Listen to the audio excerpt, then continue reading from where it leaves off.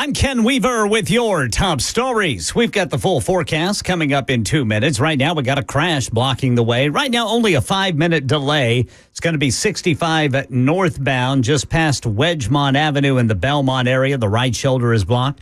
Right now in Middle Tennessee, dozens of people are homeless after a massive fire in Manchester overnight.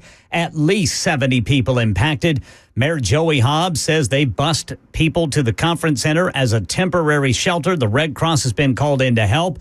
In the meantime, the mayor says the Dusty Elam Foundation's delivering toiletries, and Hardee's has jumped in to help feed the families breakfast.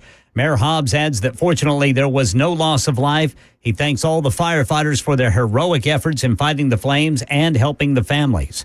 The Wilson County Sheriff's Office thinks yesterday's threats prompting school lockdowns in Watertown are hoaxes. A deputy telling Channel 4. This happens periodically throughout the school year, unfortunately, throughout areas of the United States. And usually if one area gets hit, there's going to be multiple areas, and we just happen to be one of those schools. Yeah, so an investigation is underway after threats were made prompting lockdowns at those 3 schools in Watertown, 3 in Greenbrier, 2 in Nashville, and 1 in White County. And starting this fall, Tennesseans' electric bills are going to be higher. It's not sitting well with some people who say they're tired of costs going up. If you're not making a certain amount, you won't make it. So them little things, it means a lot, especially to people that's single or by themselves doing it on their own. That's Nashvilleian Amber Kessler telling Channel 4 her electric bill has gone from around $100 5 years ago to more than $200 now. Tennessee Valley Authority says a 5% increase starting October 1st is necessary to keep up with population growth and the need for more electricity. That's the latest news, traffic, and weather next. I'm Ken Weaver, WTN News. Hey, what's up, guys? Guaranteed offer is the easiest way to sell your home. It's really simple. We bring you an all-cash offer. You close in as little as 21 days. No home inspections, no lock boxes, no open houses. Go to markspain.com to get a guaranteed offer and start packing.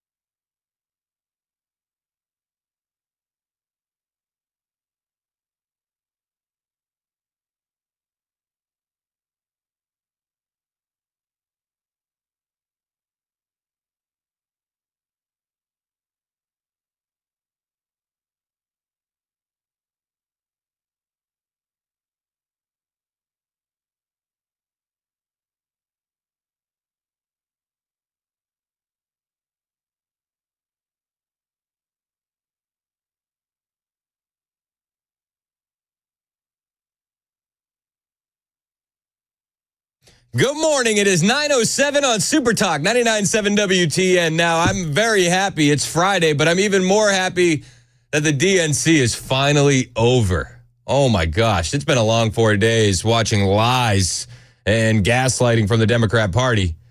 But last night was it the cherry on top? Was it the crescendo?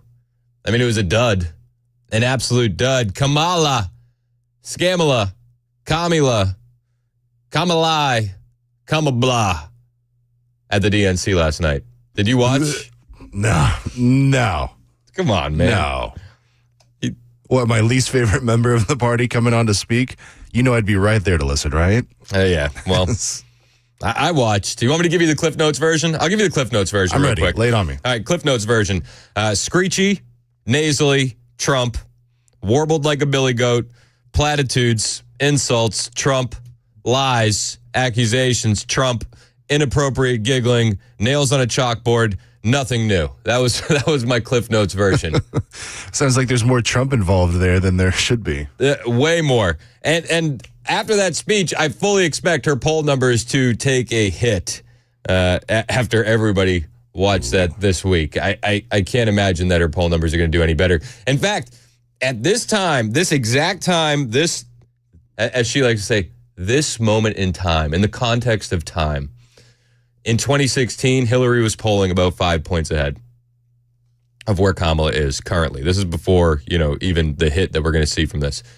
Joe Biden was polling way ahead in 2020. So I'm not very impressed one bit. I don't think there was anything impressive about Kamala's speech. I mean, from the moment she walked on stage, it was an absolutely underwhelming intro. They ran a video package that they've ran multiple times, introducing her, who she is, her childhood, how she got her start. And they use clips in this video package that we, in conservative media and on conservative Twitter and social media, we use these clips to make fun of her. They actually use the clips that we use to mock her in the video package to celebrate her. Who does that? I don't understand. But then they get this underwhelming intro video, and then you're like, okay, who's going to come up? Is it going to be Beyonce? Is it going to be Taylor Swift? Nope. It was nobody. It was nobody. In fact, CNN admitted that the Democrats fabricated the whole special guest thing from the jump. Wait a second. You're saying the Democrats lied? I don't want to shock you. No. In anticipation here and elsewhere that there may be a special guest. I am told by Democrats that Kamala Harris was their guest. Oh, okay. Nailed it. They did not want a celebrity at the end of this convention to essentially compete with her. One senior advisor telling me this is a deadly serious election. It's deadly serious. We didn't want a celebrity to compete with her. I think they turned her down. I think Taylor Swift turned her down. I wouldn't be surprised at all. They said we didn't want a celebrity to compete with her, but there were celebrities all night long at the DNC.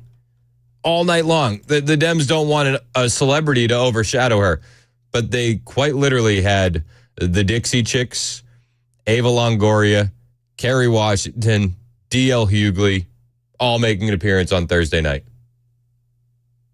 Not to mention the countless other celebrities, I used air quotes, that made appearances leading up to it. And it really seemed like, I don't know how to put this. They reached climax too soon. It seemed like Thursday was the most underwhelming night of all of the nights. The most underwhelming, which I know it's hard to say. It's hard to believe. But so from the jump, they had the underwhelming intro video, no Taylor Swift, no Beyonce, weak video packages with clips that we as conservatives used to make fun of her. And then she comes out with, good evening. Good evening. Good evening. Good evening. Then from there, it just seemed like she wasn't ready for this moment. The flow and the vibe and the energy was off. Like she didn't get any public speaking tips. She continuously talked over the crowd. She didn't let her lines give time to breathe. When the crowd would break out into chants for her, she would seem irritated and continue talking over them. At one point that really infuriated me, she said that at a very young age, she had faith instilled in her by her mother. Faith. Faith in what?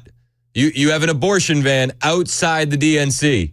You've been celebrating abortion all week long. Faith installed with her.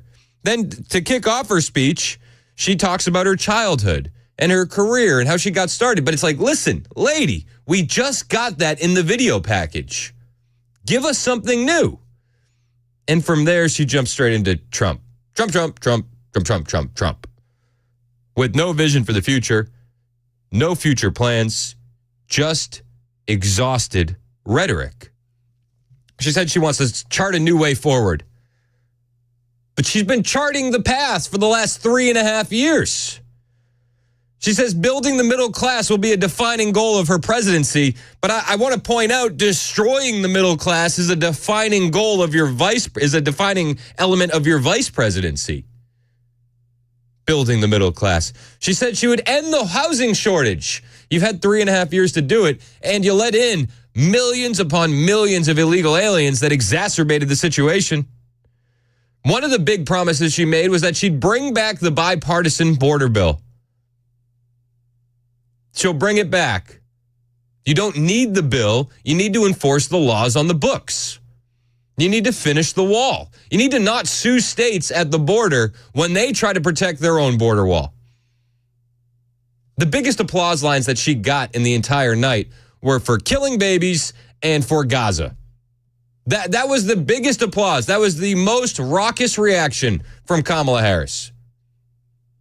Killing babies and Gaza. And I remind you, earlier in the speech, she said faith was instilled into her by her mother. Faith. Completely underwhelming. Completely underwhelming. She wasn't ready for the moment. And you know what? The Dems were in panic mode. So I did a little test on Twitter. I posted one tweet, and I said, Kamala's tripping over herself. I'm ready for the debate. Something along those lines. But I used the word Kamala. Now, I posted another tweet where I can't remember exactly what I said, but it was something, something like she didn't do a good job. But I didn't use her name. Okay? I didn't type out Kamala. The shills and the bots and the fanatics were so overly eager to defend her. They were searching Kamala on Twitter and doing random drive-bys on people that didn't have something nice to say. So the one tweet where I mentioned Kamala's name gets an insane amount of reaction from the left by people I have no idea who they are. And they're from big blue cities. I'm looking at these bios. There's people from Pittsburgh and people from Philadelphia and people from Michigan. Then the tweet where I didn't spell out her name got nothing. Because the Democrats knew exactly what was going on and they were trying to defend her as much as they could online. The shills were out in full force. And if you spelled out Kamala's name last night on Twitter, well, they found you because they were searching for it. They were searching for it to defend her. They knew what happened last night. They know she didn't do a good job. Everybody knows she didn't do a good job. On behalf of my mother and everyone who has ever set out on their own unlikely journey, on behalf of Americans like the people I grew up with, people who work hard, chase their dreams, and look out for one another, on behalf of everyone whose story could only be written in the greatest nation on earth, I accept your nomination to be President of the United States of America. Yuck. How many votes she get? That's right. That's how many votes she got. At the same time, Donald Trump is on the southern border yesterday. He's in Phoenix today as well. We're eagerly awaiting an RFK endorsement, and I fully expect him to be on stage with Donald Trump, raising his hand and endorsing him. But while Kamala is giving her speech, Donald Trump is actually doing work. He's on the southern border. And he called it. He called it. He said she's not going to bring up what's happened at the southern border under her. He's not going to bring about the victims of her border policies. As Kamala gives her convention speech tonight, she will not mention the victims. She won't even talk about them, although now that she sees us, maybe she will. She'll not say their names or express remorse to their families. Kamala says she wants to talk about the future. No, these people want to go back to the safe past. We don't have a future with open borders and all of the other problems this country has. The crime problem. Yep. Just like they rigged the 818,000 jobs number, they rigged the crime numbers too. And that's also been a proven fact, just came out. But she's stolen the future of Lake and Riley and Rachel and our precious Jocelyn, just taking their lives away for no reason. No reason at all. Yet she claims that she's going to be a president for everyone. And she claims that she's been so tough on the border. I fought against the cartels who traffic in guns and drugs and human beings. Really? Tell that to Rachel Marin's mother. Tell that to Jocelyn Nungary's mother. Tell it to Lake and Riley's family. You haven't done a damn thing. To threaten the security of our border and the safety of our communities. Oh, she's stopped the people that threaten the security of our border and the safety of our communities. Tell that to Jocelyn Nungary's family. Tell that to Lake and Riley's family. Tell that to Rachel Marin's family. You know, some of those families were with Donald Trump on the southern border yesterday, and their stories are heartbreaking, and we're going to play them a little bit later in the show. Because the mainstream media won't. The mainstream media are going to be regurgitating clips like these where Kamala Harris goes after Donald Trump.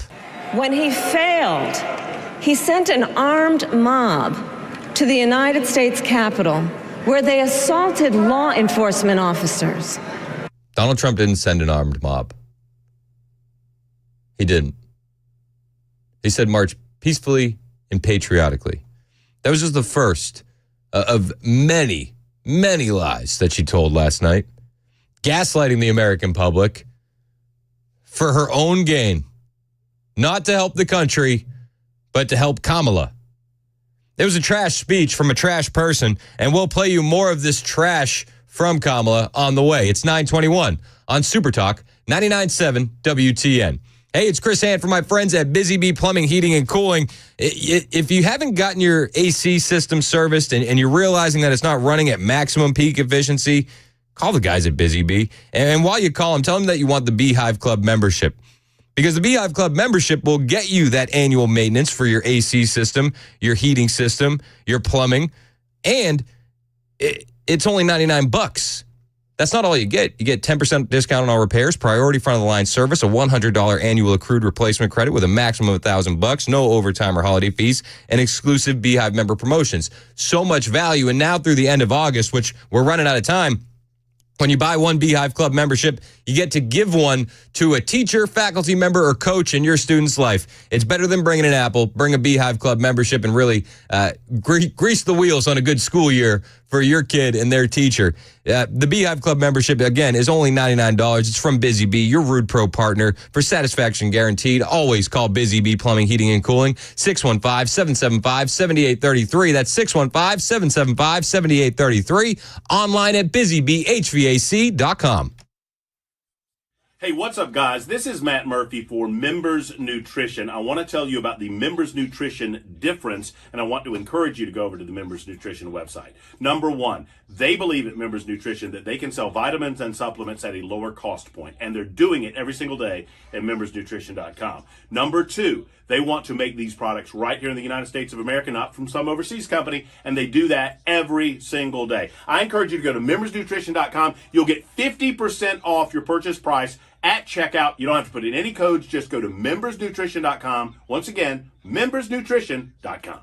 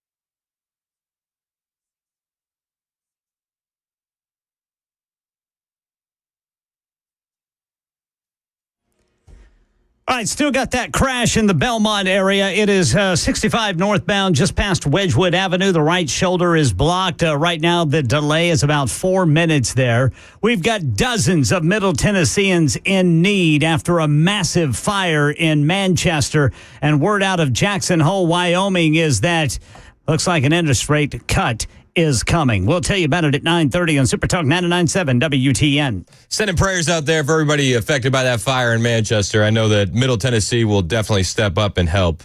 You guys are always fantastic. Looking forward to Ken breaking that down for us. Kamala Harris last night said that she's done a lot for the border. I fought against the cartels who traffic in guns and drugs and human beings. What about the 300-something thousand missing kids that you've lost at the border since you took over? What about that? No? Nothing? Huh? Who threaten the security of our border and the safety of our communities. Yeah. Well, she's so good, you guys. Did you know that we've had the most secure border ever, and then she's also going to fix it? It's unreal. Kamala Harris, SKAMALA. Just gaslighting. Absolute gaslighting.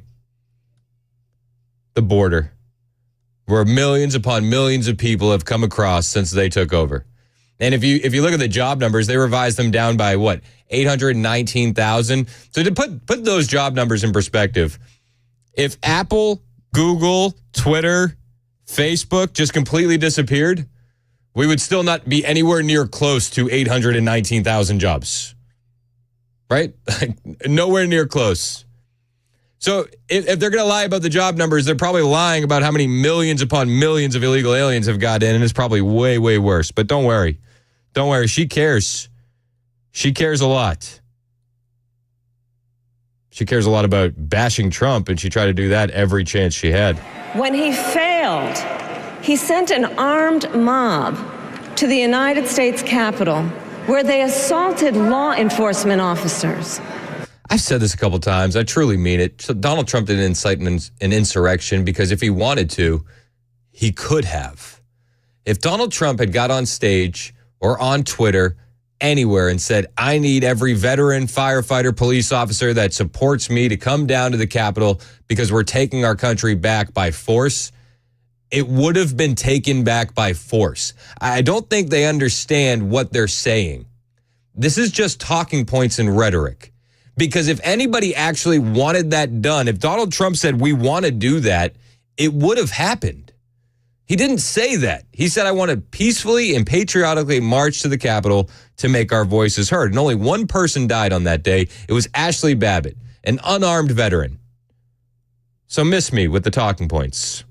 When politicians in his own party begged him to call off the mob and send help, he did the opposite. He fanned the flames. He literally posted videos on Twitter saying, go home, I know you're upset, but we can't do this. We have to be the party of law and order. And now, for an entirely different set of crimes, he was found guilty of fraud by a jury of everyday Americans. In New York, via lawfare from the Harris regime. And separately found liable for committing sexual abuse. E. Jean Carroll, who essentially lifted the story from a Law and Order episode, who went on CNN and said, rape is sexy. Okay. And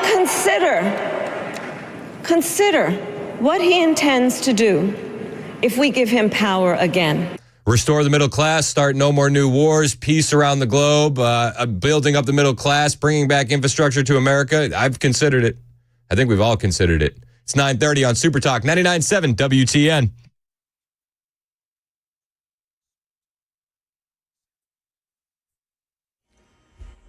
$9:30 on the dot. I'm Ken Weaver with your top stories. Full forecast in 2 minutes. And right now in Middle Tennessee, the list of organizations stepping up to help the fire victims of Manchester is growing. At least 70 people have been impacted. This was an overnight fire in an apartment complex. At least 70 people's homes destroyed. All these people bused to the conference center in Manchester as a temporary shelter. Word out of Jackson Hole, Wyoming, is that the Fed Chair, Jerome Powell, hinting it is time for an interest rate cut. In fact, his exact words are, the time has come. And Murfreesboro police have identified the victim of a deadly hit and run on Sunday. 49-year-old Katarina Hill was killed after being run over on North Thompson Lane. Authorities say license plate reader technology played a crucial role in identifying and locating the vehicle and the driver that may be involved. The case is being reviewed by the Rutherford County District Attorney General's office to see if any charges are necessary. That's the latest news. Weather is next. I'm Ken Weaver, WTN News. Hey, it's Dan Mandis, and I am so glad that California Closets has fixed my closet catastrophe. After exact measuring and planning, they came over and got to work. Yeah, once it was all plotted out on their 3D CAD system, the pieces are measured, cut, and precisely installed into my space. It was clean, fast, and professional, and above all, my new closets look and function great. Now, this was my dormer, and now this is my new dormer thanks to California Closets. Look at all of this added space for shirts and shoes, you name it, and it is cut so precisely, simply amazing. And my old closet that has now been reborn as the ultimate in style and functionality, making the best use of the space that I had. They can work on just about anything: bedrooms, garages, home offices, closets, pantries, and so much more. Find them online, CaliforniaClosets.com, and see what they can do for you. You can schedule a free design consultation. Mention my name, CaliforniaClosets.com.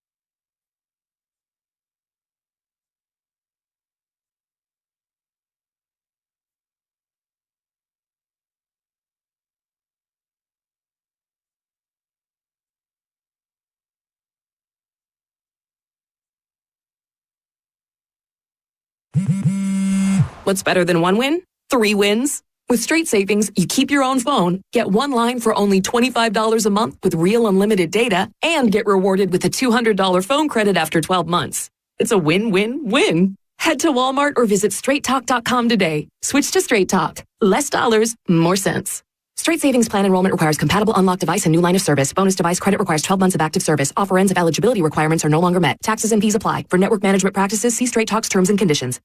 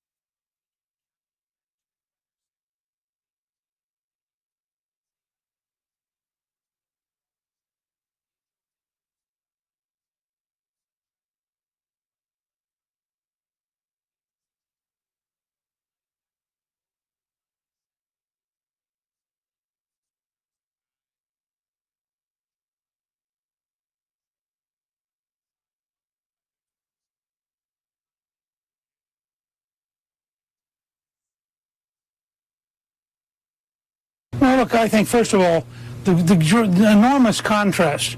The Democrats have a convention of continuity. You had, President Obama, you had President Clinton, you had Hillary Clinton, you had Nancy Pelosi. So if you wanted to see the national establishment gather, it's right there in Chicago. On the other hand, when Clifton and I went to the Republican convention, it's really a new Republican Party. You didn't have former presidents, you didn't have former vice presidents. You really had a change in the very nature of the Republican establishment. So I thought the contrast of the two very different parties was fascinating. That's Newt Gingrich talking about the difference between the DNC and the RNC, echoing a point that I've been making since I got my show here on WTN. The old guard of the Republican Party is gone. We're switching things up. Yet the old guard of the Democrat Party is still there. The people that have been making terrible decisions in the Democrat Party are still running the Democrat Party. And a Kamala Harris presidency is going to be a continuation of just that. Do you want more Obama-esque policy? Do you want more open borders? Do you want more mass amnesty? Do you want more global instability? Do you want to send our jobs overseas? Well, hey, vote Walz, vote Harris. That's what you'd get. On the flip side, you have a Republican Party that has completely changed. It looks nothing like it did pre-2015. Nothing like it.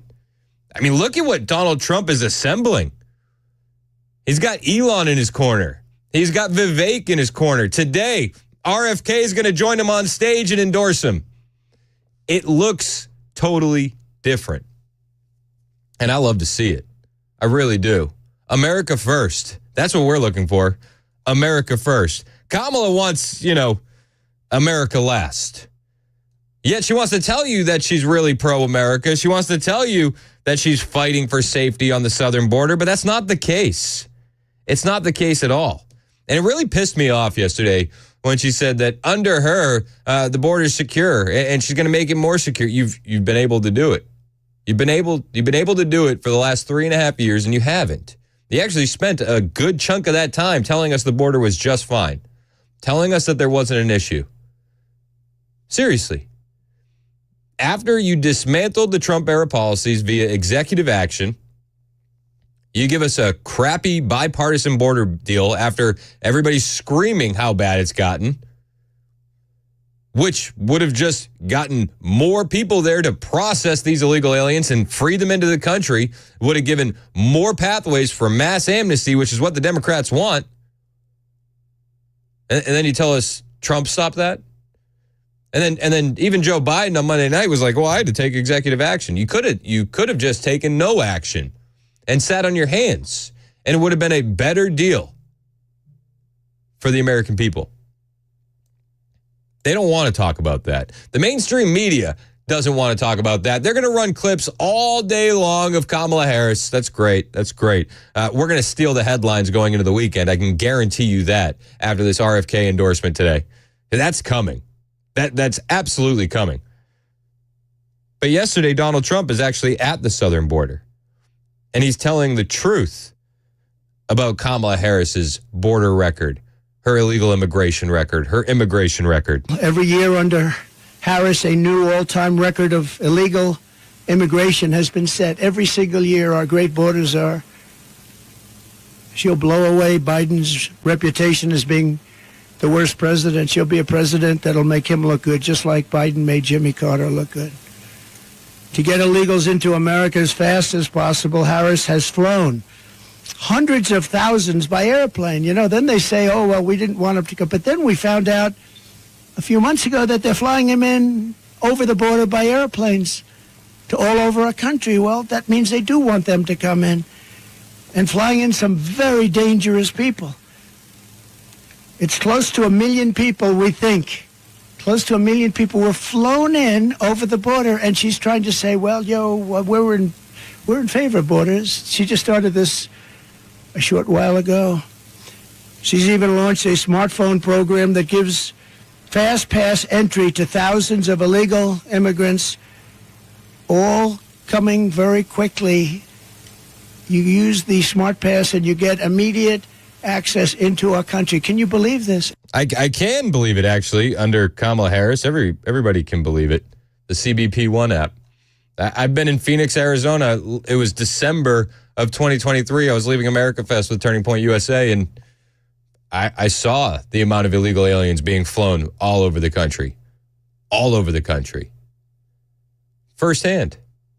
Go to an airport near the border. You can see it too. It's right there.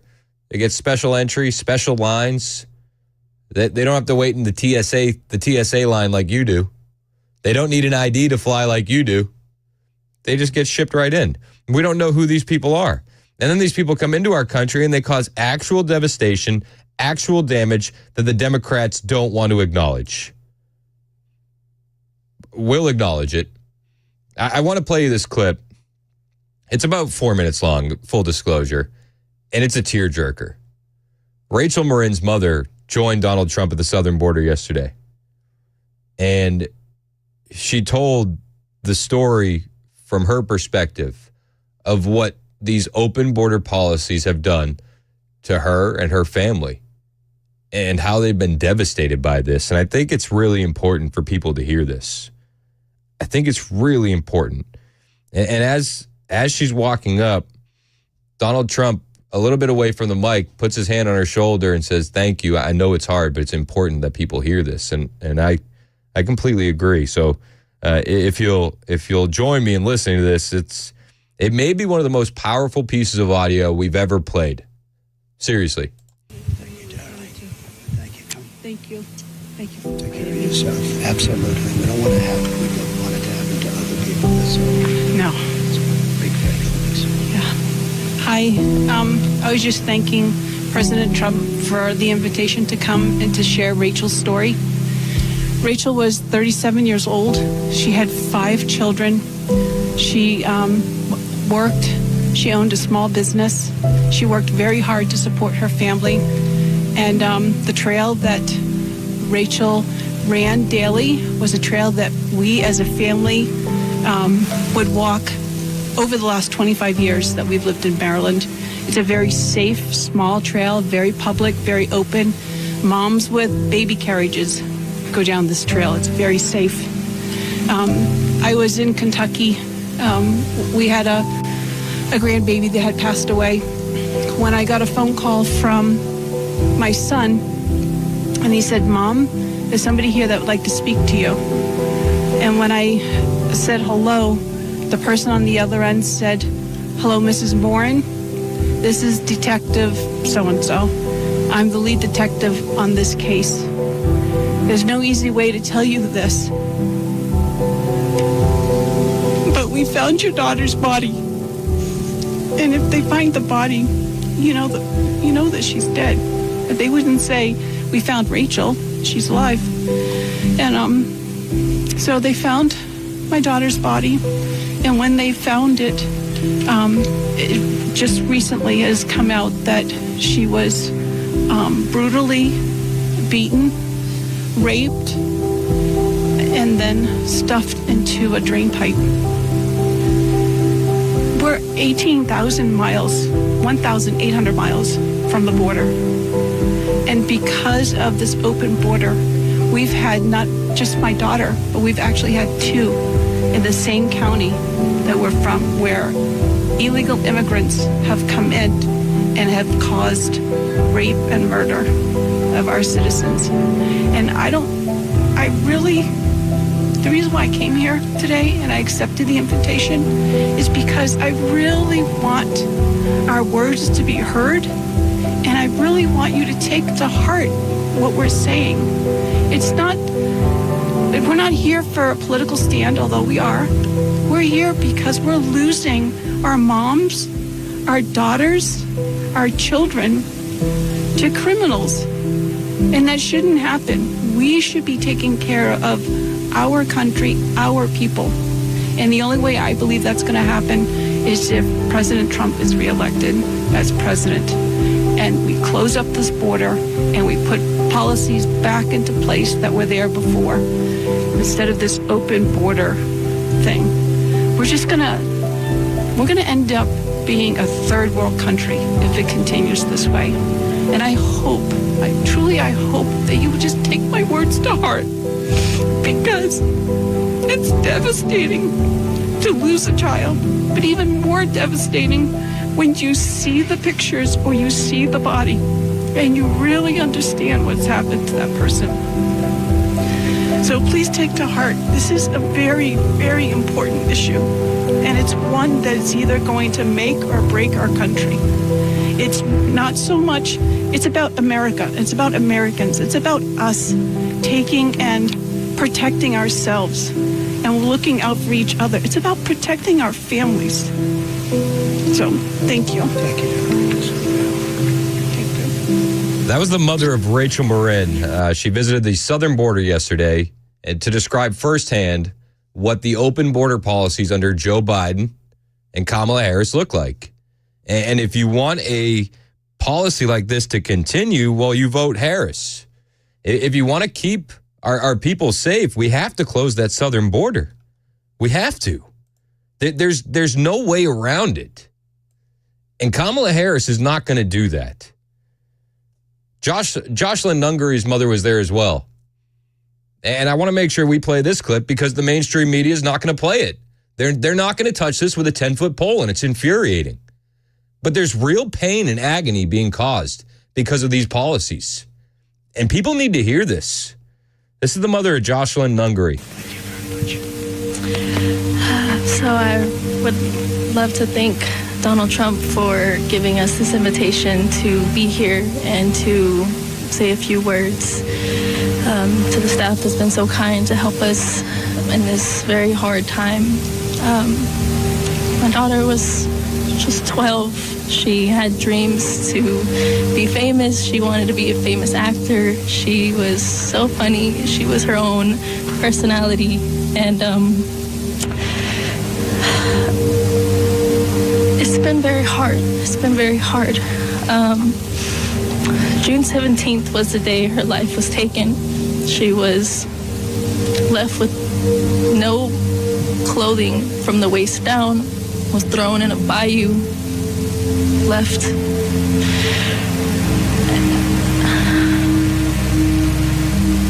Was strangled to death.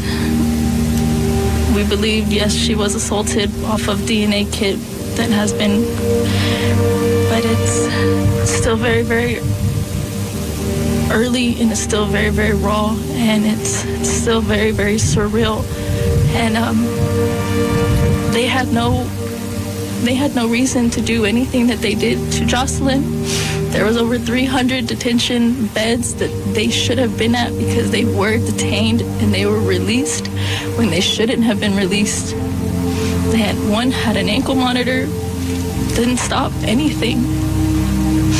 So now I have to go through the rest of my life with my son, always asking for his sister. And I just really, really, really want everybody to please take into consideration how important border control is, because we're losing very innocent people to heinous crimes that shouldn't be happening in the first place. So please, please, I really hope everybody can hear my pain, to just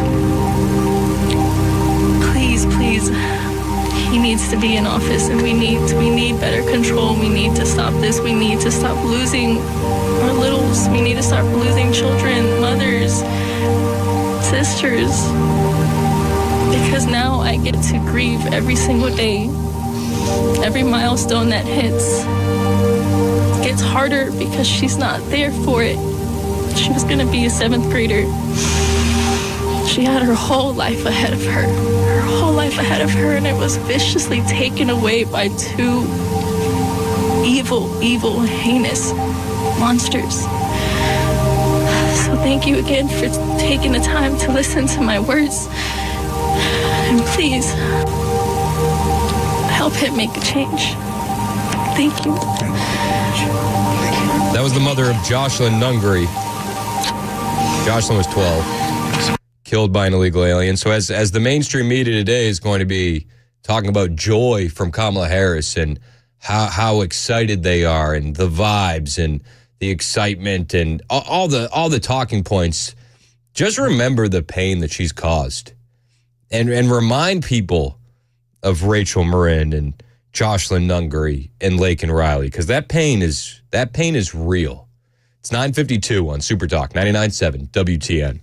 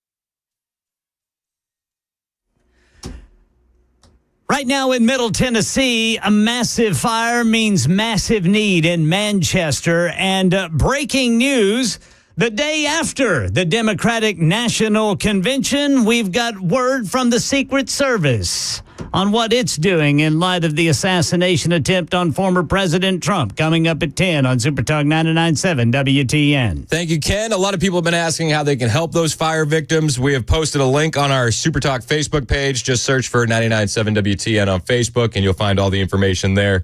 If you missed the heartbreaking, crushing testimony from the mothers of Rachel Marin and Jocelyn Nungaray, the mainstream media isn't going to play this today. CNN was covering a look back on the West Wing just a minute ago. They're not going to air this kind of stuff. But if you want to find those testimonies, they're on my Twitter page, at Chris Hand on Air. Please share them far and wide so that way everybody can see it. You know, Donald Trump has a plan to eliminate a lot of this stuff. And one of the things he wants to do is get tough on sentencing. We will impose tough new sentences on illegal alien criminals. These include 10-year mandatory minimum sentence for anyone guilty of human smuggling, a guaranteed life sentence for anyone guilty of child trafficking, and a death penalty for anyone guilty of child or woman sex trafficking. We'll also impose the death penalty on major drug dealers and traffickers in other countries on their immigration papers. There's a statement that says, death for drug traffickers. Big letters, big bold letters, 10 times the size of everything else on the page. I saw it this morning. And those are the countries where they have no problem with drugs. Many of them, actually. We will also impose the death penalty for anyone killing our police, sheriffs, Border Patrol, ICE, or law enforcement officials. Donald Trump wants to get tough. Kamala Harris wants a pathway to citizenship. We are not the same. Joining us next on the show is going to be Sergeant Betsy Brantner Smith. She is a spokesperson for the National Police Association. We're going to talk about the differences between Trump's idea of the future on the border versus Kamala's idea on the future for the border, because the difference couldn't be more apparent. It's 10 o'clock on Super Talk 99.7 WTN.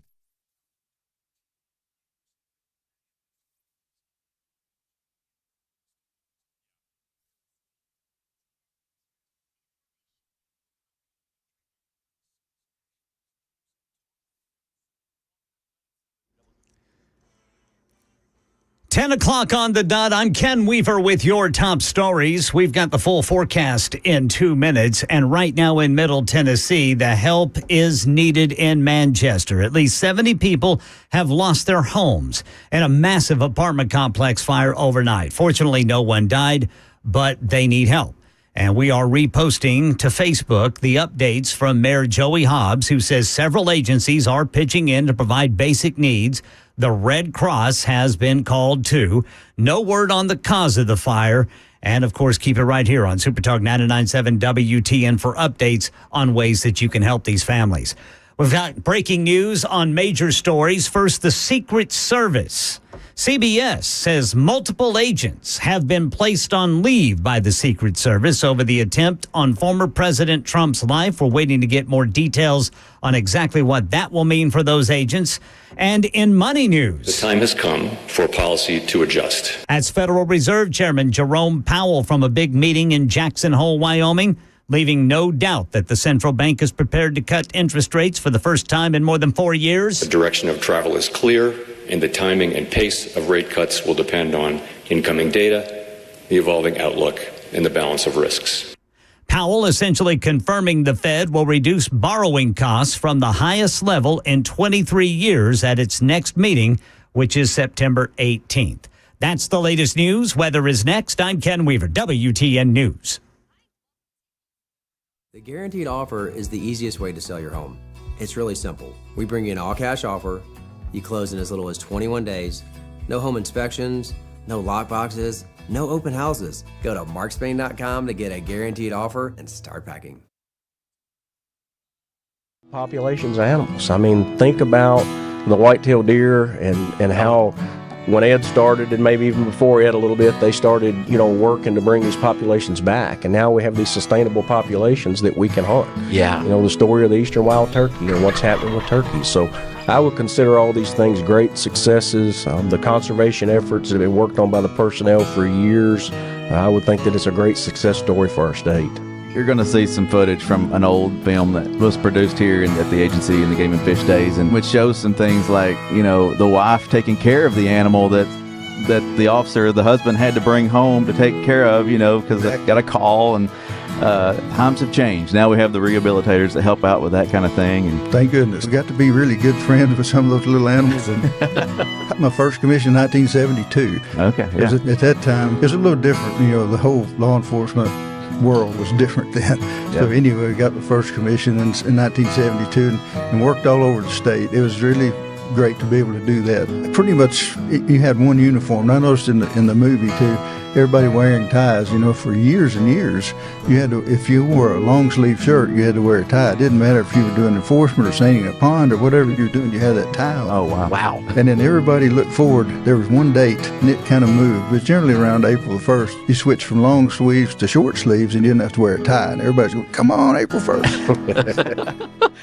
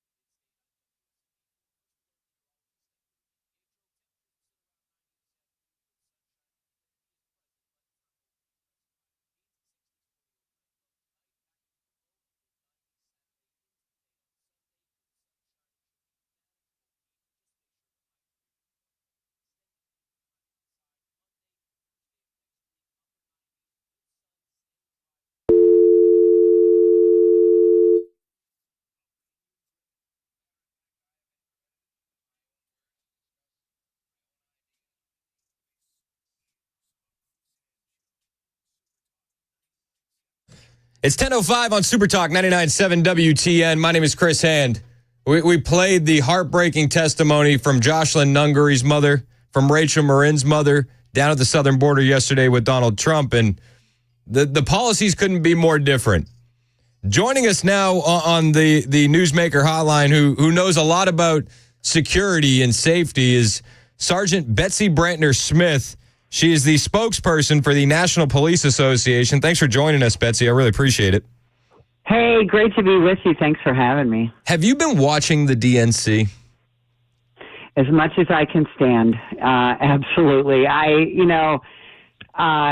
been very proud of the law enforcement response that we have seen outside the DNC, but the policies, so much of the policy talk that we've seen, not that there's been that much of it, but, the maligning of law enforcement, things like that, it's very frustrating.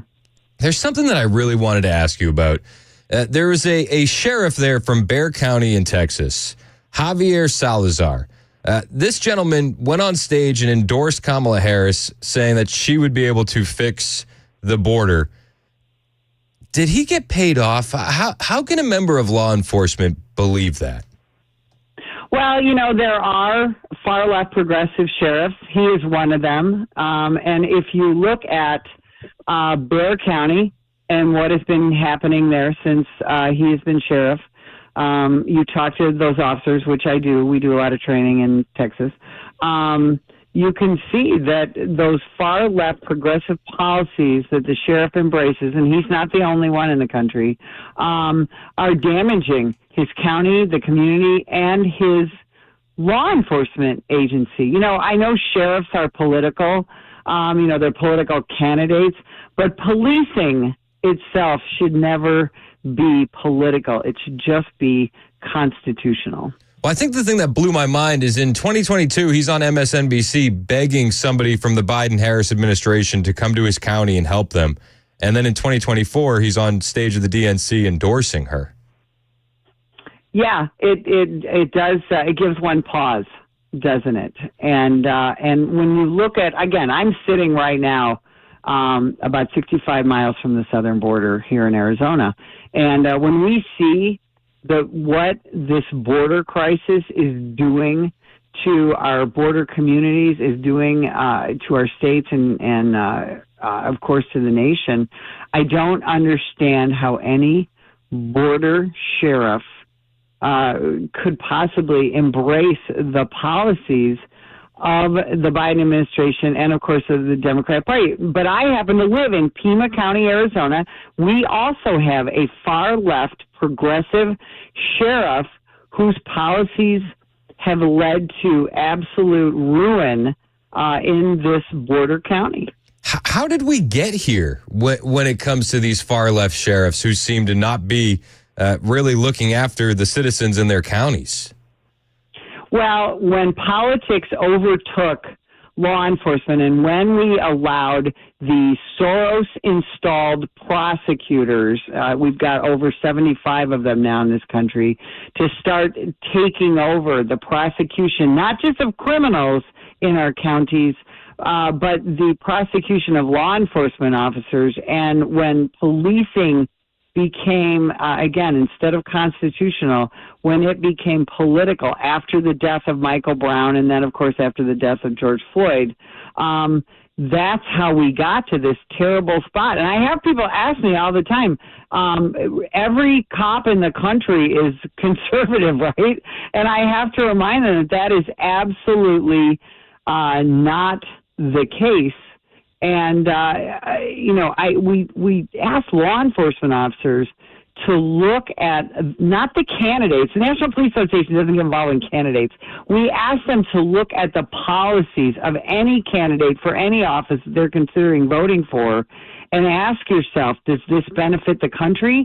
And does it benefit my community? And does it benefit me as an American law enforcement officer? And then you'll get your answers. Yeah, 100%. You know, Donald Trump was at the southern border yesterday. I'm sure you've heard some of his remarks.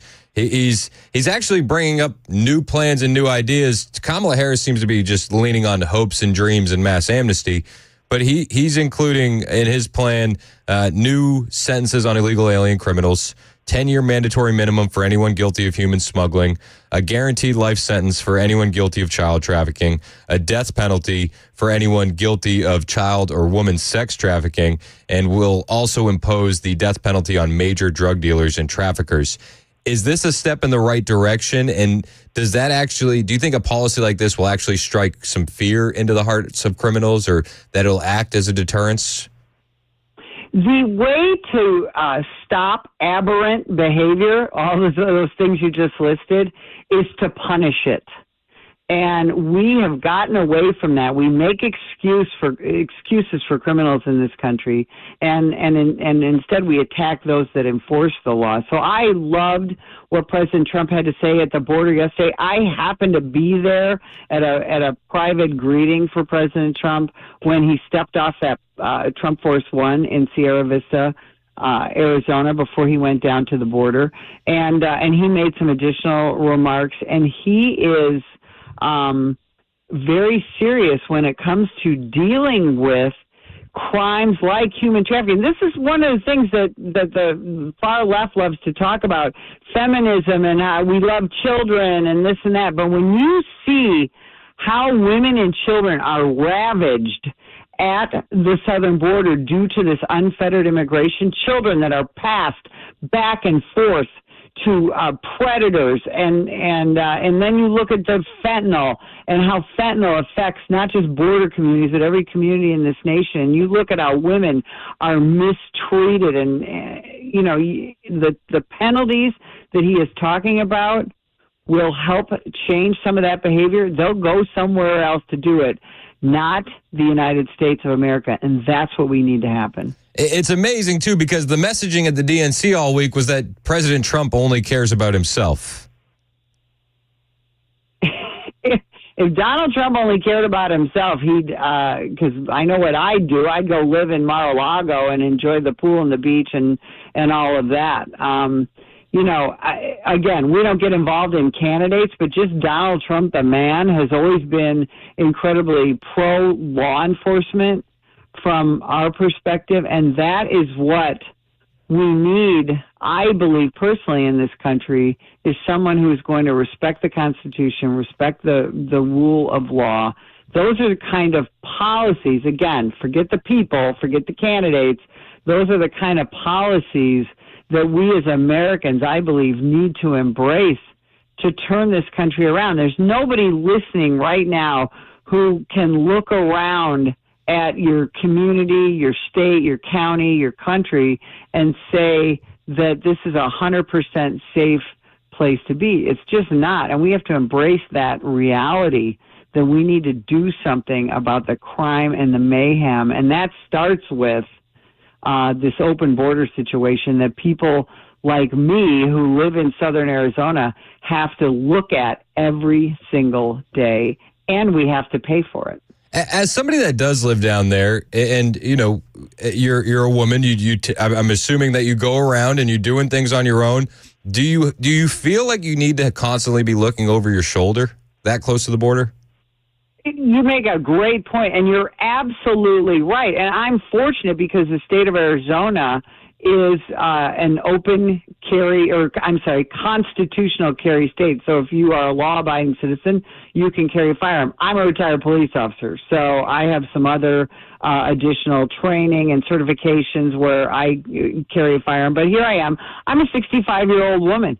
I do not walk out the door without carrying a firearm because, again, when you're dealing with what we have to deal with here, the unfettered illegal immigration, the fentanyl dealing, the trank, all of that, we see the carjackings and the crime and the shootings that are happening here because we're importing a criminal element that we don't deal with very well on top of the criminal element that we don't deal with very well here when it comes to our judges and progressive prosecutors. So you're absolutely right. Women especially have got to be looking over our shoulders all the time when dealing with the crime problem that we have in the United States. Well, and it's becoming every town is a border town, every state's a border state. What kind of tips would you give to women out there to keep themselves safe? Get your head out of your phone, look around, pay attention to what's happening around you, get trained with preferably a firearm, but any other kind of weapon that you have that you might want to obtain. There's lots of different options. But first and foremost, pay attention to what's happening around you. Too many people, we're all guilty of this, right? We get all up in our cell phone and we're not looking around. Be a little bit suspicious of people, and then watch out for each other. And then, as a voter, do everything you can to support your local law enforcement agency. No, I love it. You mentioned a minute ago that you kind of had a private moment with Donald Trump. You had some private remarks. It was a smaller group. Can you explain to me what that was like and what those remarks were? Yeah, I was invited to a group that greeted him on the tarmac at the Sierra Vista Municipal Airport in Arizona. Again, it was about 200 people, and he just is just in person, nothing to do with his candidacy. Is just a very gracious man, very appreciative, always stops to talk to children and older people, and he's just very conversational, just kind of talking about what's happening in the news and things like that. And, a little bit later on, he made some remarks that he knew that, as he landed, there was a manhunt going on by Arizona law enforcement. There was a man who had expressed a desire to kill Donald Trump. And that man wasn't yet in custody when he landed. But, he said, yeah, they didn't really tell me about it, but then I heard about it from some other people in the crowd. And he said, this is a very dangerous job. I know it's a job, but I'm going to let law enforcement handle it. And everybody in the crowd really loved hearing that from him. Yeah, and if you were paying attention on social media, you probably saw the pictures of that individual who I believe was a child sex offender as well. And he was on the loose. He had threats of killing Donald Trump. But the mainstream media didn't seem to cover it that much at all. You would imagine that picture would be plastered everywhere, especially given where he was headed and where that individual was. You're absolutely right. There wasn't a lot of media coverage. Remember, Donald Trump a week ago, or I'm sorry, 6 weeks ago, tomorrow was shot and nearly killed, and other people were murdered, and two men are still recovering from that. But no, this man, 66-year-old guy who lived in an RV park down near where we were in southern Arizona. He has been arrested for DUI, and as people spoke yesterday, law enforcement, let us all know that this is a guy who's drunk every day by noon. He and his wife, they either fight or drink, and he has been posting all kinds of things on social media. And it's not just that he posted on social media, "I want to kill Donald Trump," but he actually had the means to be able to do it. And but Southern Arizona law enforcement had him in custody before he could ever get to the border. They did a phenomenal job. Man, and God bless him being able to do that. And also, it's incredible that even with that threat, he's like, okay, yeah, I'll go out there. No worries. When he gave those remarks, it looked like he was standing in just about an open field, He absolutely was. He was down at the border. And when he got off Trump Force One, they didn't shove him into a car when he came off the airplane on the tarmac. He is out in the open there. He is with the people. Now, we saw extraordinary security from our local law enforcement in Southern Arizona as well as the Secret Service, and he was very much surrounded by the Secret Service.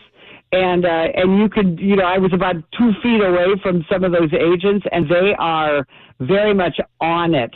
But Donald Trump, and this is what his agents have said, he will not be taken from the people. He wants to be with the people. That's just the kind of guy he is.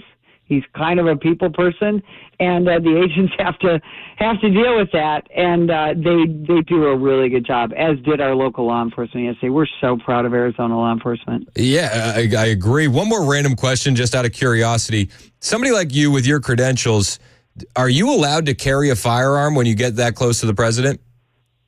I am not.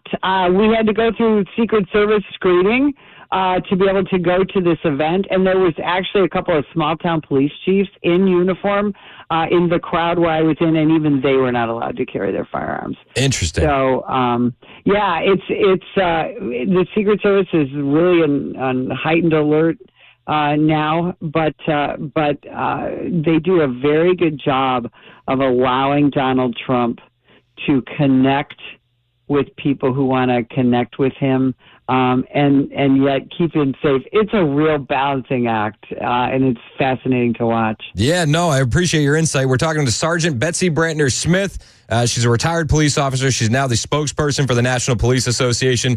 Betsy, I love what you guys do. How can we support you all? We ask everybody to go to nationalpolice.org, nationalpolice.org. We got a donate button. Hit that button. Donate if you can, and learn all the things that we are doing to help not just the American law enforcement officer, but the people that need us and support us. And we also have great social media, Facebook, X, all of that. And follow us and sign up for our newsletter, because we have some amazing writers. Sergeant Betsy Brantner-Smith, I really appreciate your insight and you taking some time to talk to us today. Thank you so much. Thanks for having me. Of course, anytime. She's great. She's absolutely fantastic. And the tips that she gave to women to keep yourself protected is fantastic. And you should be keeping yourself protected. And if you're nervous about guns and how to keep yourself protected, you should talk to my friends at the Glock store. We talk a lot about the Glock store. You can buy your firearms there. They have every Glock in stock, but it's actually the best place to learn. And if you're a woman and you haven't gotten started here, you should. At the Glock store, every session is a private lesson. They have private shooting rooms. You don't get that anywhere else. It's not public lanes, and you have a private instructor with you.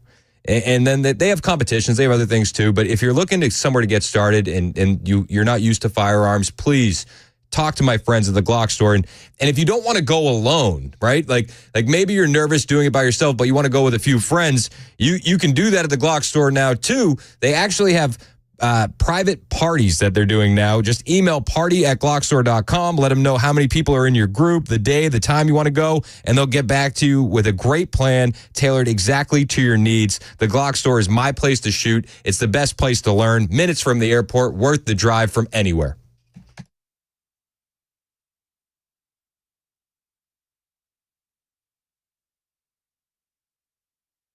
Hey, what's up, guys? This is Matt Murphy for Members Nutrition. I want to tell you about the Members Nutrition difference, and I want to encourage you to go over to the Members Nutrition website. Number one, they believe at Members Nutrition that they can sell vitamins and supplements at a lower cost point, and they're doing it every single day at membersnutrition.com. Number two, they want to make these products right here in the United States of America, not from some overseas company, and they do that every single day. I encourage you to go to membersnutrition.com. You'll get 50% off your purchase price at checkout. You don't have to put in any codes. Just go to membersnutrition.com. Once again, membersnutrition.com.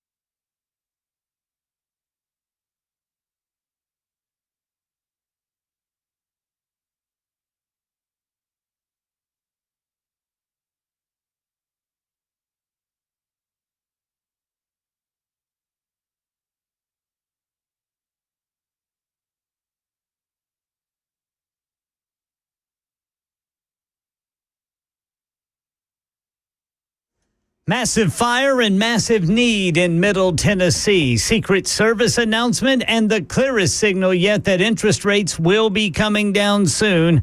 These stories are more at 10:30 on Super Talk 99.7 WTN. Thank you, Ken. 10:25 on Super Talk. My name is Chris Hand. You can find me on Twitter, True Social, Instagram, at Chris Hand on Air.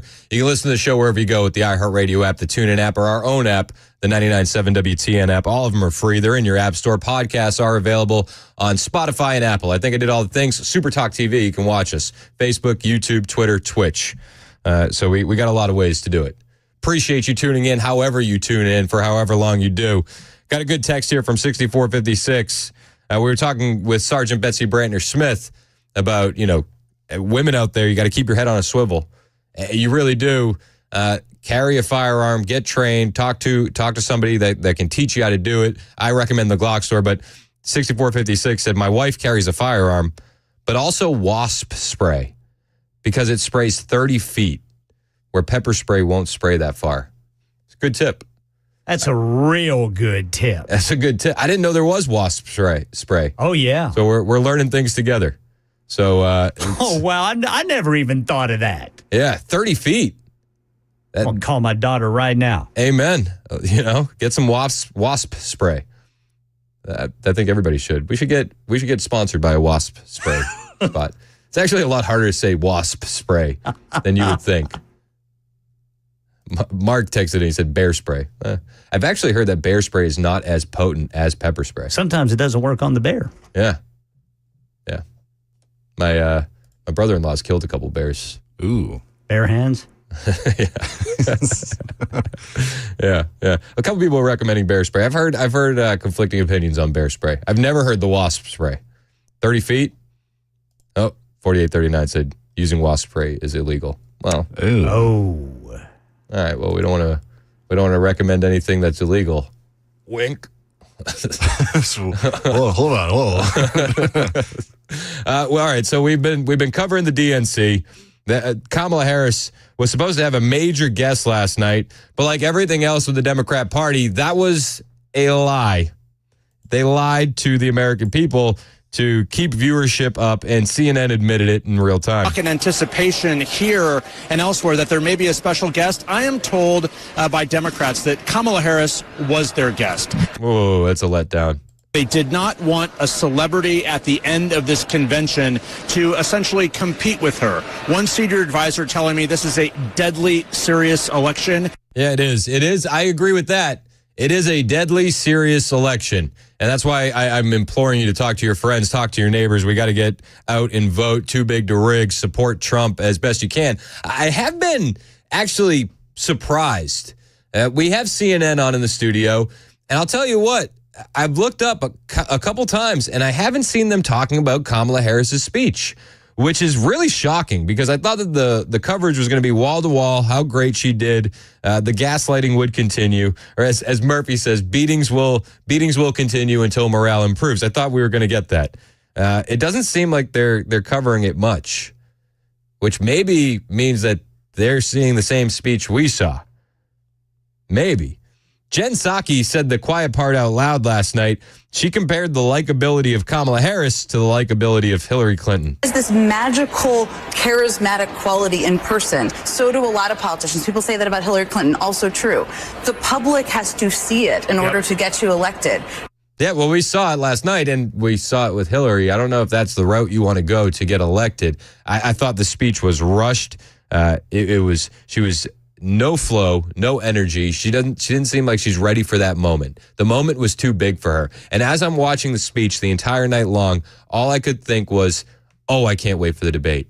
I cannot wait for the debate. She had all week long to get ready for her speech at the DNC, and she was ill-prepared, ill-equipped to do it. She was talking over the crowd when they were chanting for her. She was rushing through everything, it felt like, and I was just very disappointed. I thought we were going to at least get something, but it was just a rehash, a rerun of the same speech that we've been hearing from her as she's been on the campaign trail, similar to Tim Walz's speech. It was just regurgitated rhetoric and talking points. We'll bring you some of the highlights, I guess you want to call it, clips, lowlights. We'll bring you the audio from Kamala's speech next on Super Talk 99.7 WTN.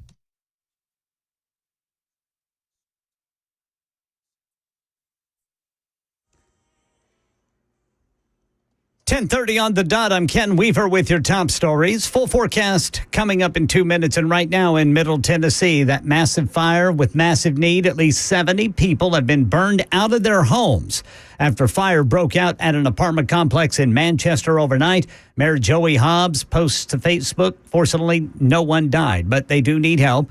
The mayor says he will provide an update on how Tennesseans can help after an 11 o'clock meeting this morning. We have posted a link to our socials, and there are some agencies that are already stepping up, and you may be able to contact them for ways you can help them help. U.S. Secret Service announcing action it is taking after the attempt on former President Trump's life. CBS saying several agents have been placed on leave. ABC News says a total of 5. And the clearest signal yet that interest rates will be soon coming down. The time has come for policy to adjust. That's a key speech at the Jackson Hole Economic Summit where Fed Chair Jerome Powell signaled the Federal Reserve ready to cut interest rates for the first time in over 4 years, hinting at a likely rate cut in September. That's the latest news. Weather's next. I'm Ken Weaver, WTN News. Thank you, Ken.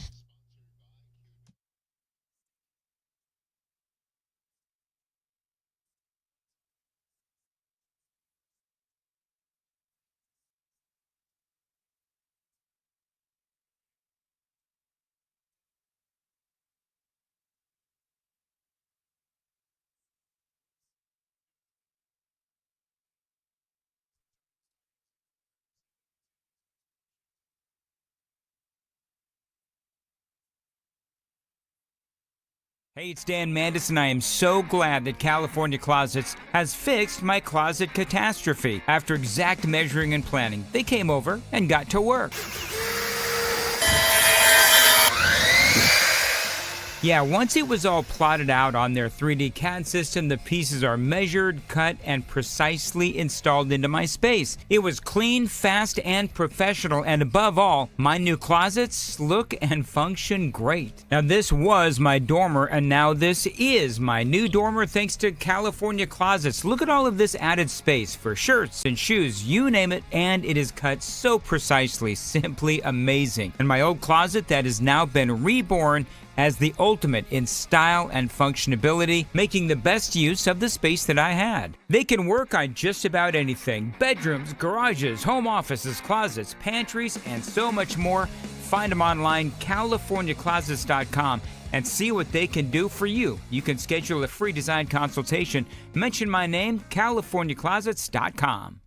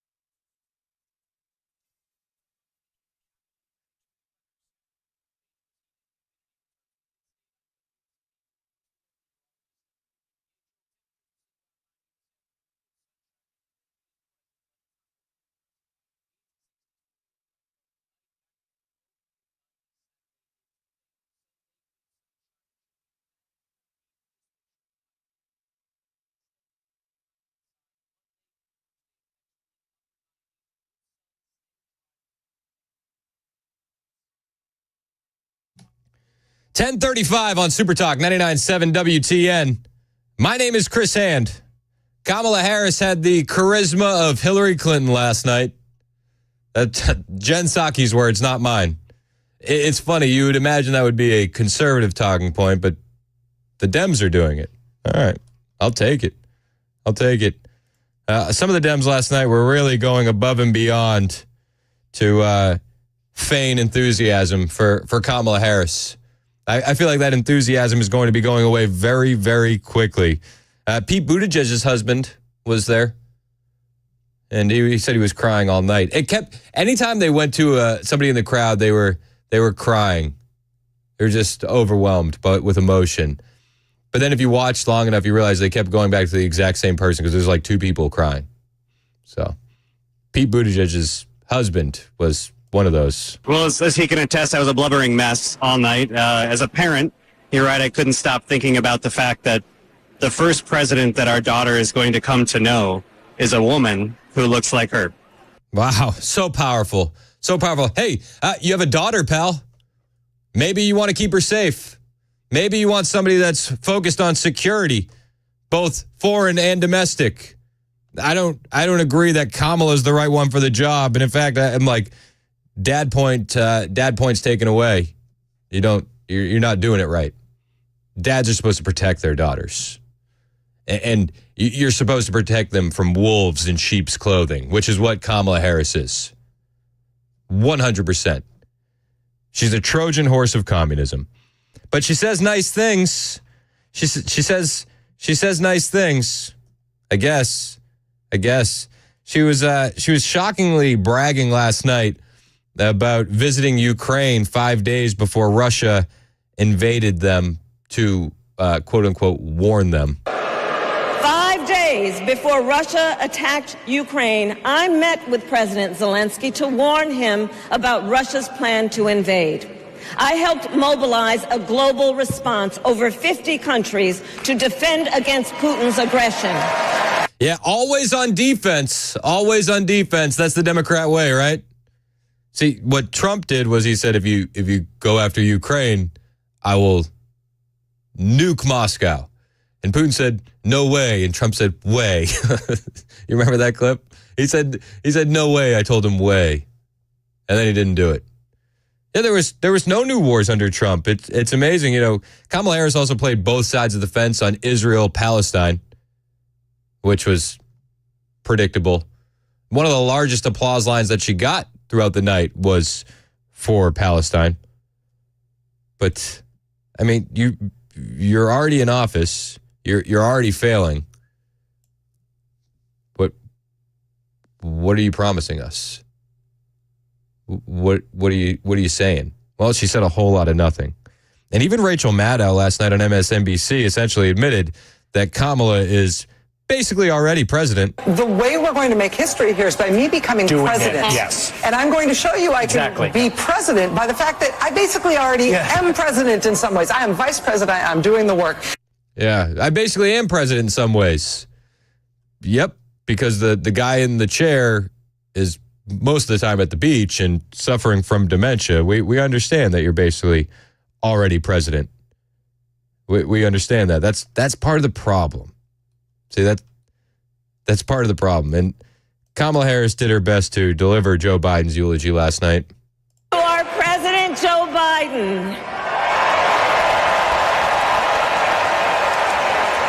When I think about the path that we have traveled together, Joe, I am filled with gratitude. Your record is extraordinary, as history will show. Oh, my gosh. And your character is inspiring. And Doug and I love you and Jill and are forever thankful to you. Yeah, we're so thankful. Your character is inspiring. This is coming from the guy who has one drug addict son that he's setting up business with all over the country. I mean, all over the world, right? And then he's got a daughter who's writing in a diary that her dad took inappropriate showers with her to too old of an age. The character, inspiring. The accomplishments, historic. Okay. That she said she was going to stand up for everybody last night, and she had this moment, which a lot of people are like, who's going to tell her? For seniors facing elder abuse. She said she stood up for seniors facing elder abuse. Is that what you call the coup? You're standing up for seniors facing elder abuse? For seniors facing elder abuse. Joe Biden's been facing elder abuse for the last 3.5 years. I mean, are you kidding me? Are you kidding? They're not kidding. I don't know if they believe this stuff, but some of the people in the audience do. Donald Trump was responding to a lot of these lies from Kamala Harris with everything she said. You know, he called into Fox News right after, and Kamala was talking about all sorts of things. I stand up for everybody. I'm going to lower taxes. I'm going to do this. I'm going to do that. All these things that you could do now being vice president. But Trump really tore into her about the border. The immigration, it's very simple. The bill was horrible. It would have allowed millions of people to pour into our country. It would have been horrible. It was a horrible bill. It was a joke. She doesn't need a bill. I didn't have a bill. I closed the border. I had the safest border in the history of our country. I closed it up. As president, now she'll have to get Joe to do it, but she could probably have a lot to do with that, right? Now Joe's missing. He's on a beach in California. Yeah, Joe's missing. He's on a beach in California. You could probably seal it up today. I didn't need a bill, Trump says. I didn't need the bill. One of the only promises we got from Kamala Harris last night is that she's going to bring back the bipartisan border bill. Okay. You don't need it. Again, the Biden-Harris administration tore down the Trump-era policies that created a safe and secure border. Tore them down. Ripped them to shreds. Bragged about it on TV. Told us for the next 3 years that the border is secure. Until it wasn't. Until it was Trump's fault, right?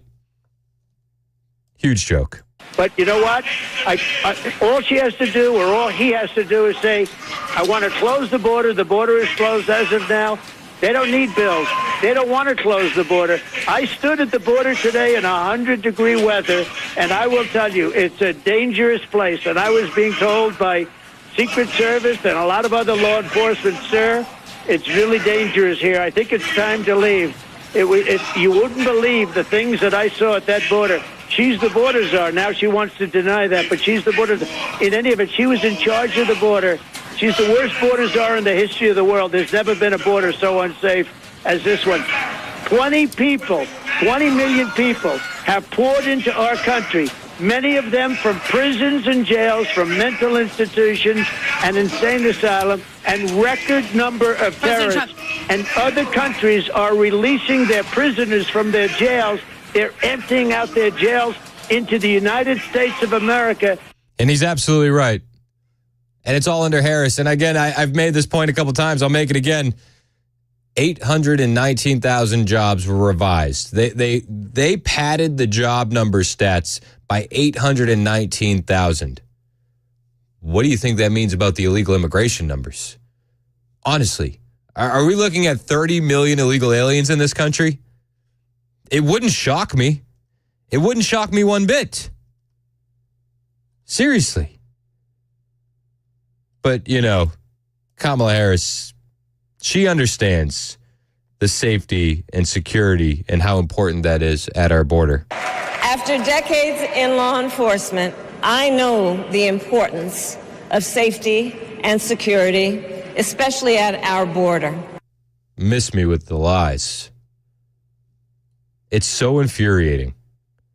And then you get CNN after the speech just gushing over her. Jake Tapper said this is probably the best speech, maybe even better than Obama. Of Oakland accepting her party's nomination for the presidency of the United States of America. It was a speech that 4 weeks and 5 days ago she was not preparing to make. But as she said, she is no stranger to unlikely journeys. She shared with us her origin story as a prosecutor with her childhood friend, Wanda Kagan, who is here tonight, being molested by her stepfather.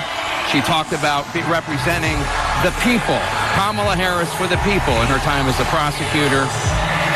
She discussed how she would be a president for everyone and wanting to form an opportunity economy to build and strengthen the middle class. It was a speech of progressive politics and unifying rhetoric, a speech with many, many shots across the bow of Donald Trump, her opponent. I love how he goes, it's a speech of unifying rhetoric with many shots across the bow at her opponent, Donald Trump. Like, Trump mentioned Biden once. His speech was about twice as long at the RNC. He brought up Biden once. This speech was Orange Man bad on steroids. It was unifying rhetoric. No. Just rhetoric, Jake. And a speech in which she sought to portray herself as a credible commander-in-chief. Patriotic, firm, confident, and credible. She discussed Israel and Palestine. She discussed Ukraine. She wanted to be seen as credible as commander-in-chief, so she played both sides of the fence with Israel-Palestine and then talked about Ukraine, which, again, would have never been invaded if we were in a second Trump term. She discussed the threat from Iran. It was a remarkable address, one that I've never seen her give quite like this before. It was a remarkable address, one that I've never quite seen her give like this before. Oh, that's weird. I've seen her give it multiple times on the stump while she's been campaigning. A very, very powerful speech. You got to go back, I think, to Barack Obama in 2008 for a Democratic speech like this, perhaps even a speech like this. Oh, it's the best one ever.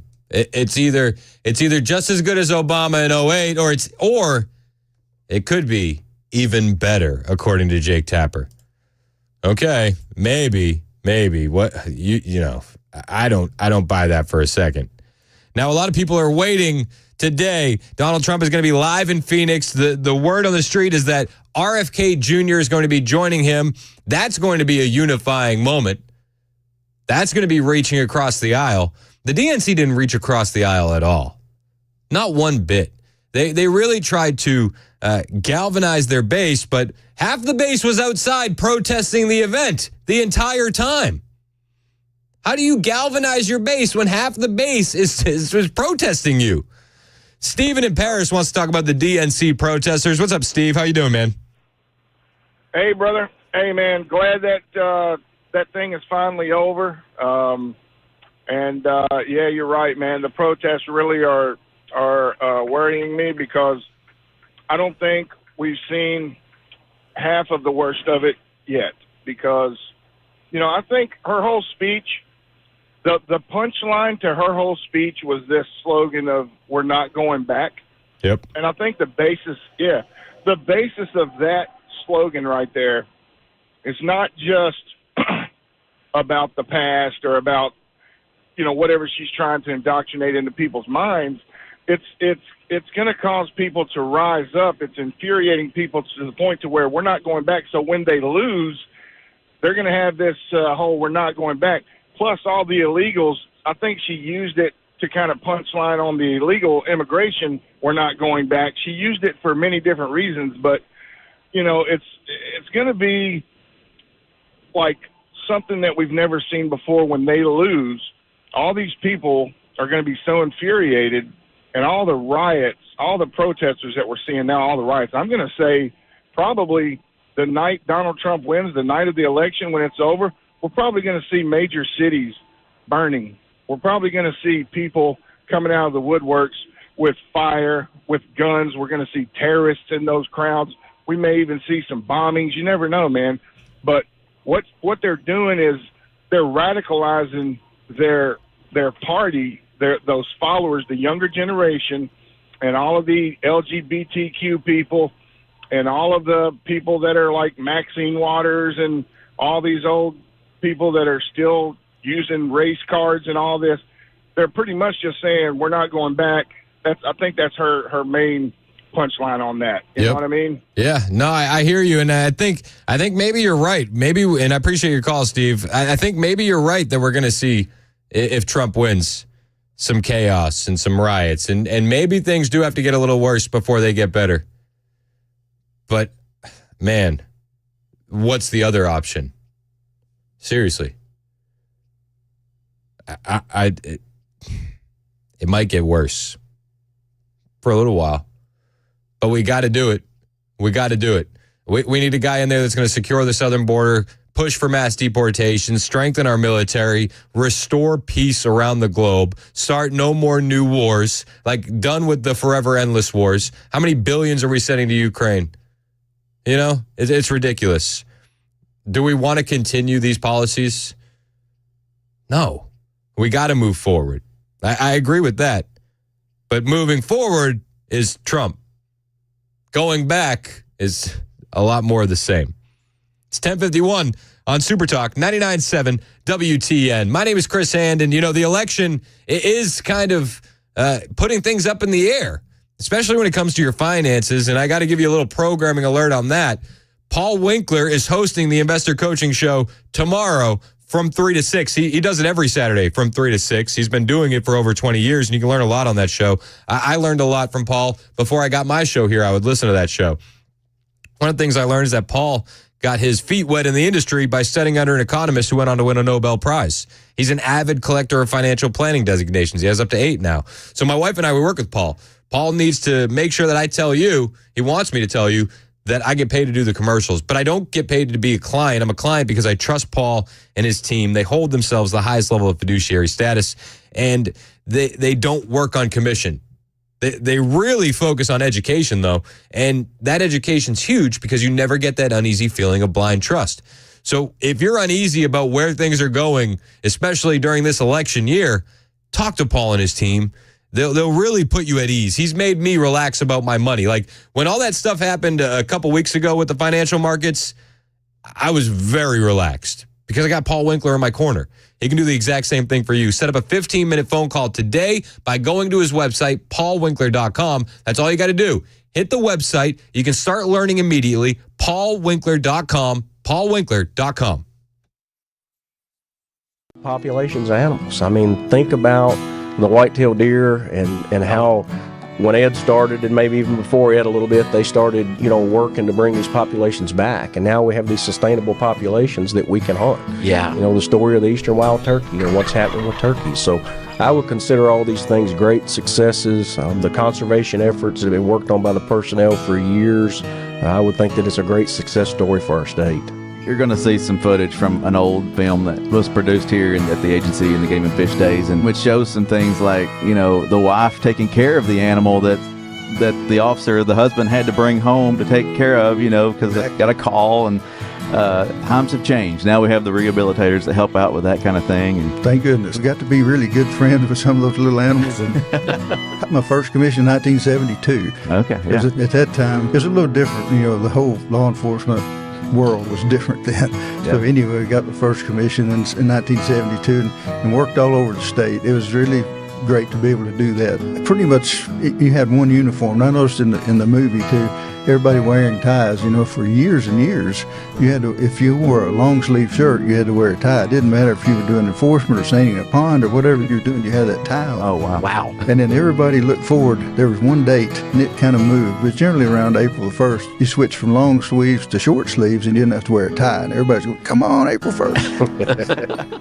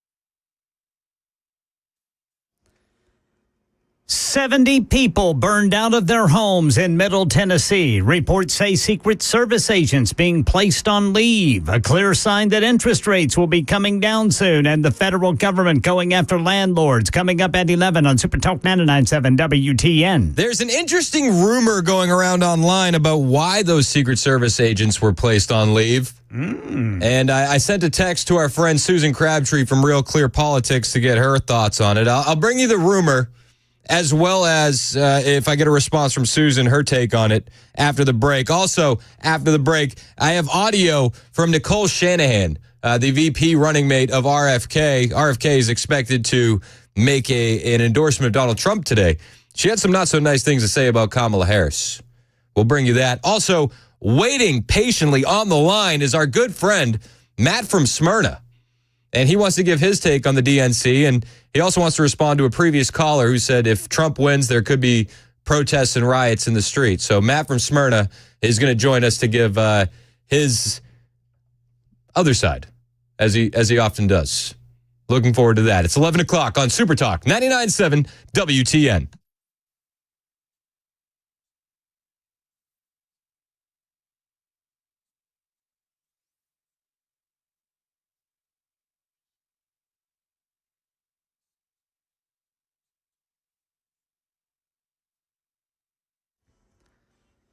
Eleven o'clock on the dot. I'm Ken Weaver with your top stories. Got the full forecast in 2 minutes. And right now in Middle Tennessee, at least 70 people burned out of their homes in a Manchester apartment fire overnight. Fortunately, there are no fatalities, but the need is massive. Mayor Joey Hobbs posted to Facebook that he'll provide a list of ways for you to help the families displaced by this fire after a meeting he is undertaking this hour. Now, we have posted a link to our Facebook page for more information. The U.S. Secret Service has announced action for the response to the attempt on former President Trump's life. At least 5 agents involved in the planning of the rally in Butler, Pennsylvania on July 13th, where a gunman tried to kill Trump, have been placed on administrative leave.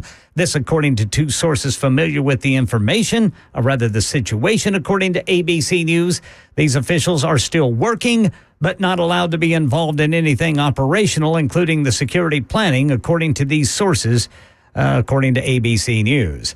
And the clearest signal yet that interest rates will soon be coming down, Dave Packer reports. In a key speech at the Jackson Hole Economic Summit, Fed Chair Jerome Powell signaling that the Federal Reserve is ready to cut interest rates for the first time in over 4 years. Powell saying the time has come for policy to adjust, hinting at a likely rate cut in September. He emphasized that future cuts will depend on economic data as the job market shows signs of cooling. Powell expressing growing confidence that inflation will return to 2%, with hopes for a soft landing that avoids a sharp rise in unemployment. U.S. Attorney General Merrick Garland today announcing a new antitrust lawsuit. The Justice Department, joined by 8 states, has sued RealPage, a commercial real estate software company, for violating the Sherman Antitrust Act. Garland says RealPage engaged in a price-fixing scheme that helped landlords raise rents on listed properties. And that's the latest news. Weather is next. I'm Ken Weaver, WTN News. The guaranteed offer is the easiest way to sell your home. It's really simple. We bring you an all-cash offer. You close in as little as 21 days. No home inspections, no lockboxes, no open houses. Go to markspain.com to get a guaranteed offer and start packing.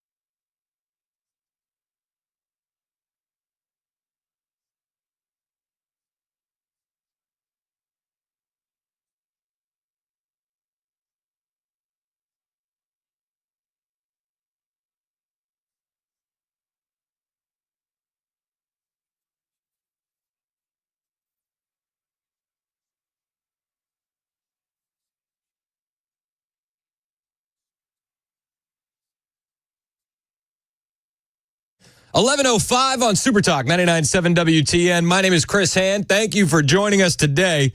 We've had a crazy show. Thank you to Sergeant Betsy Brandner Smith. Thank you to Kamala Harris for delivering a dud of a speech last night. And thank you for everybody on the Members Nutrition text line for weighing in. So there's a rumor going around that one of the Secret Service agents was suspended or placed on administration leave, right? Admin leave, because they allowed Trump to stop and say, fight, fight, fight, instead of forcing Trump off the stage immediately. I've had a couple people send this to me on Twitter, so I decided to text Susan Crabtree of Real Clear Politics, who has been covering the Secret Service for quite a long time. She's our go-to. She breaks all the news on Secret Service. And so I'm texting back and forth with her. She's on a plane right now. Isn't it amazing technology? Like, I remember when you used to have to just like raw dog flights, no, nothing, now you can do whatever you want. So I texted Susan Crabtree and I said, hey, is this accurate? And she said, I asked U.S. Secret Service about this the day before yesterday. I think they might have placed her on leave in response to my story and criticism from me and Bongino that she wasn't on admin leave, because I was told repeatedly that only Pittsburgh FO was on admin leave. So it doesn't appear that story is accurate, that she's on leave because she allowed to let Trump stop and say fight, fight, fight. So I wanted to clear that up because it is going viral. I mean, the account that tweeted it out has a big following, but luckily this job puts me in a position where I can have some guys that are in the know, and Susan Crabtree is one of those. And she says, no.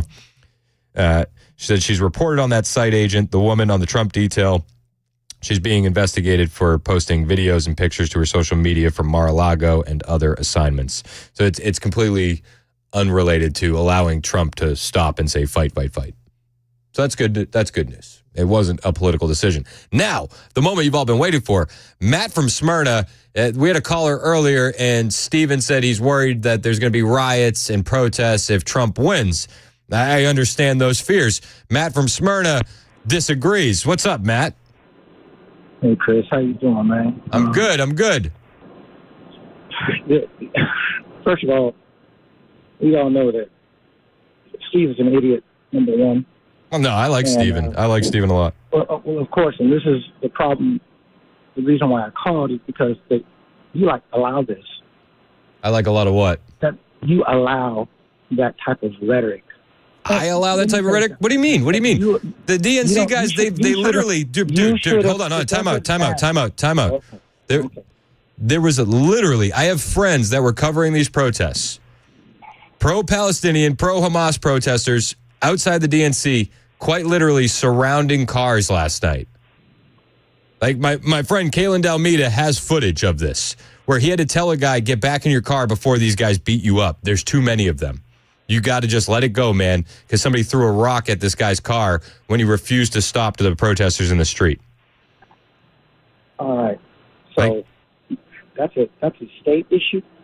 I mean, I know what I would do. It's not a state issue. These guys are being bussed in from everywhere.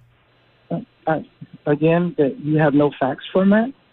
Right? That hasn't been litigated. Even if it was, what you'd have to do is you have the local authorities to clear them all out.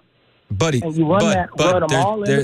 been estimations of almost 100,000 protesters outside the DNC. Then you roll them out there. Far left radicals. Far left radicals. It doesn't matter. You roll them, you get the paddy wagon, and you load them all up. Yeah, but come on, stop playing. But you think that there wouldn't be protests if Donald Trump won?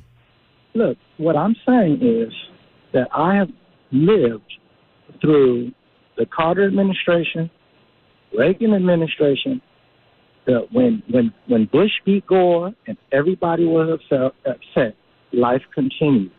You don't think that this is a different political atmosphere than when Bush beat Gore? And how is it? And how is it different when you have one person that advocated violence? Absolutely. Stand ready. You're right. Joe Biden has advocated for violence. You're right. But we have? Yeah, absolutely. Okay. But here's the thing. Saying different. Oh, okay. I have audio clips of Joe Biden saying I'd like to punch him in the face. Oh, well, hold on a second. Trump said to begin with, I can shoot somebody in the middle of the street and still wouldn't lose a vote. Okay. What is that? Okay. What is that? So him being off the cuff and joking is different than actually threatening violence. Okay. But listen. Hold on. No. Let me explain to you why this is different. You have one political party trying to jail their political opponent, ratcheting up the rhetoric so much that a crazed individual has taken a shot at the former president, and by the grace of God, he didn't kill him. To think that this is not a different political atmosphere, especially after what we saw in 2020 with the Black Lives Matter riots, the Summer of Love, when Kamala Harris was bailing these people out, Tim Walz wasn't sending in the National Guard to stop the city from burning. You think that there isn't a possibility that there could be riots and protests if Donald Trump won? What planet are you living on, Matt? Look, like I said, that if Donald Trump wins, and I don't think he wins because I told you months ago that the 30% or the less than 30% MAGA crowd does not have enough votes. 72% of the country thinks we're heading in the wrong direction, Matt. It doesn't matter, but your MAGA is not going to win. Check the in-store. You can drop MAGA, but check the in-store prices. You want another? Do you want another? Personally, do you want another 4 years of a Harris administration that's going to run up inflation even more?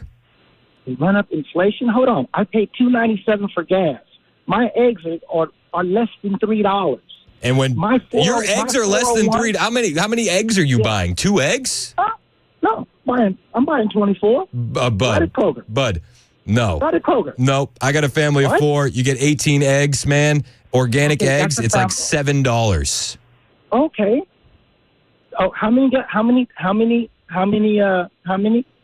dozen? 4? Matt. 4? Matt. Divided by that's the hill you're going to die on is the grocery store prices aren't up. Hold on a second. Because I think that is out of all the arguments you could bring, I think that's one of the weakest. Look, I do not like spending $400 at a grocery store.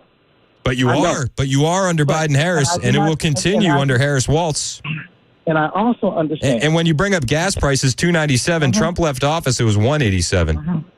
Okay, but I also, when I look at these when I look at these prices, I also see record profits from these companies. No.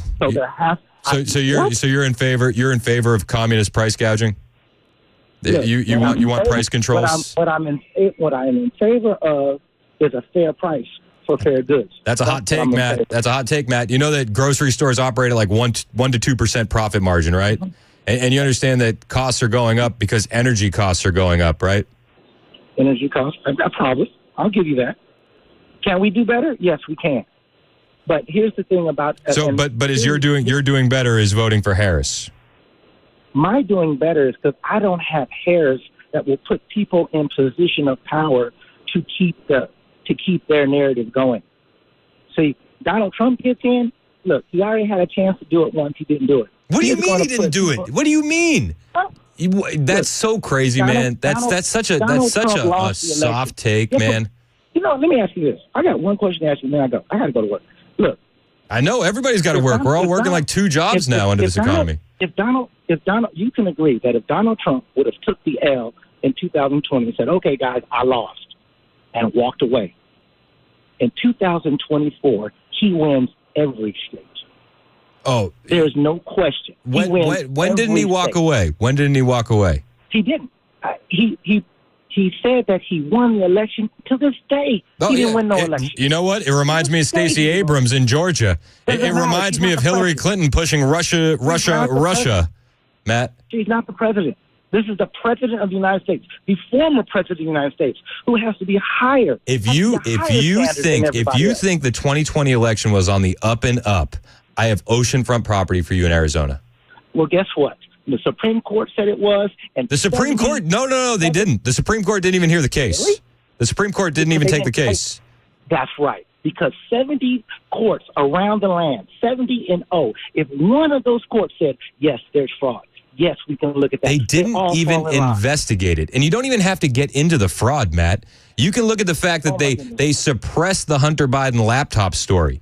You can look into the fact that excuse me? Wow. And they suppressed the Stormy Daniels story too. No, they didn't. Really? That was on every major mainstream media news outlet in the country. Are you kidding me? That wasn't suppressed. No. Not in 2016, it wasn't. No, sir. Dude, in 2020, they literally shut down the Twitter account of the New York Post for publishing factual information. They had 51 intelligence agents, Leon Panetta included, who was at the DNC last night, saying it's Russian disinformation. Now the FBI admits that it's not. Now the media admits that it's not. This is the same thing over and over again. It's just like the Very Fine People hoax. Now even Snopes admits that it was a hoax. Every single thing that you throw at me, it's just disproven, man. You're missing the mark completely, Matt. Well, you can good luck. This race is going to be close, but you're not going to win it.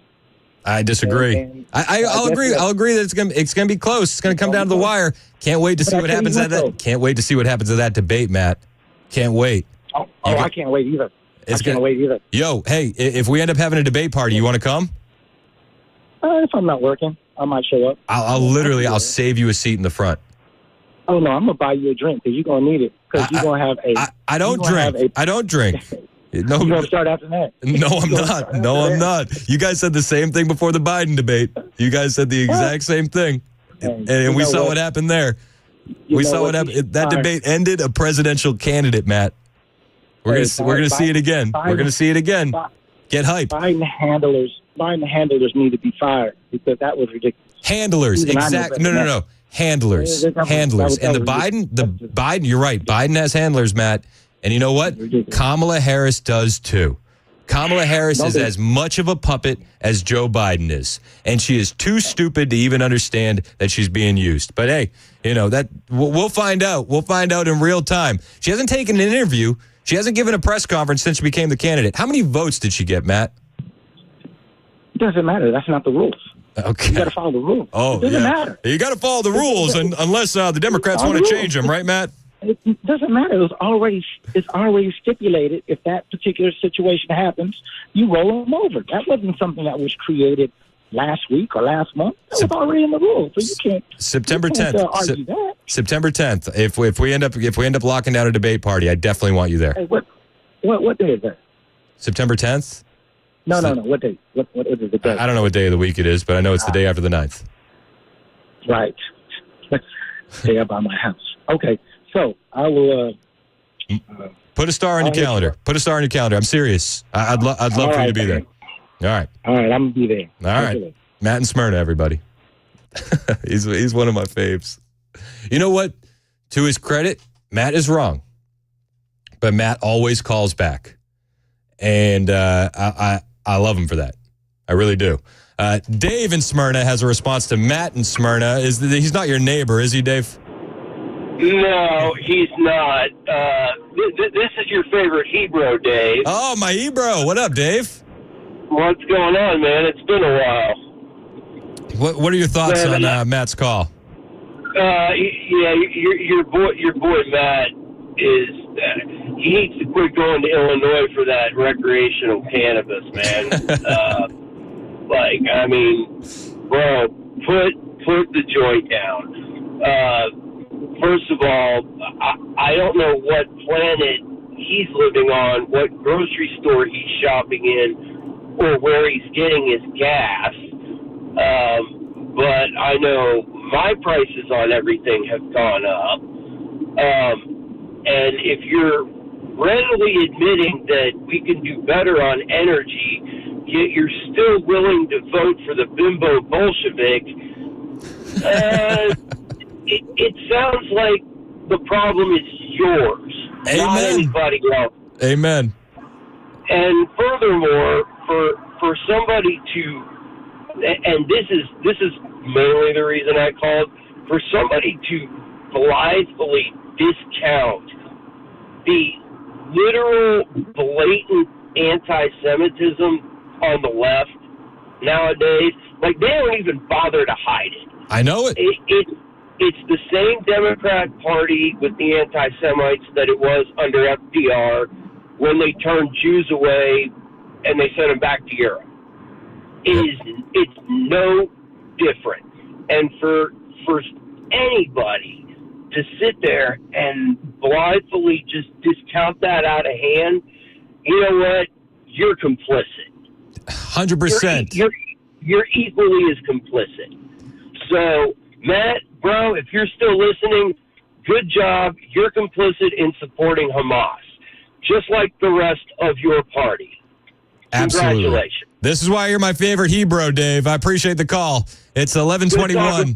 Hey, always. You're always welcome. It's 11:21 on Super Talk 99.7 WTN. I see a lot of people waiting on the line. They want to get in their response to Matt. We'll do that after the break. But first, I got to tell you about my friends at United Structural Systems. If you're having an issue with your house that has to do with the foundation, has to do with a sinkhole on your property, maybe it's waterproofing or you need that crawl space taken care of, you need some encapsulation done, call the guys at United Structural Systems. They're good, honest, hardworking guys, proud of the work they do, and they've been doing it for a long time, since 1994.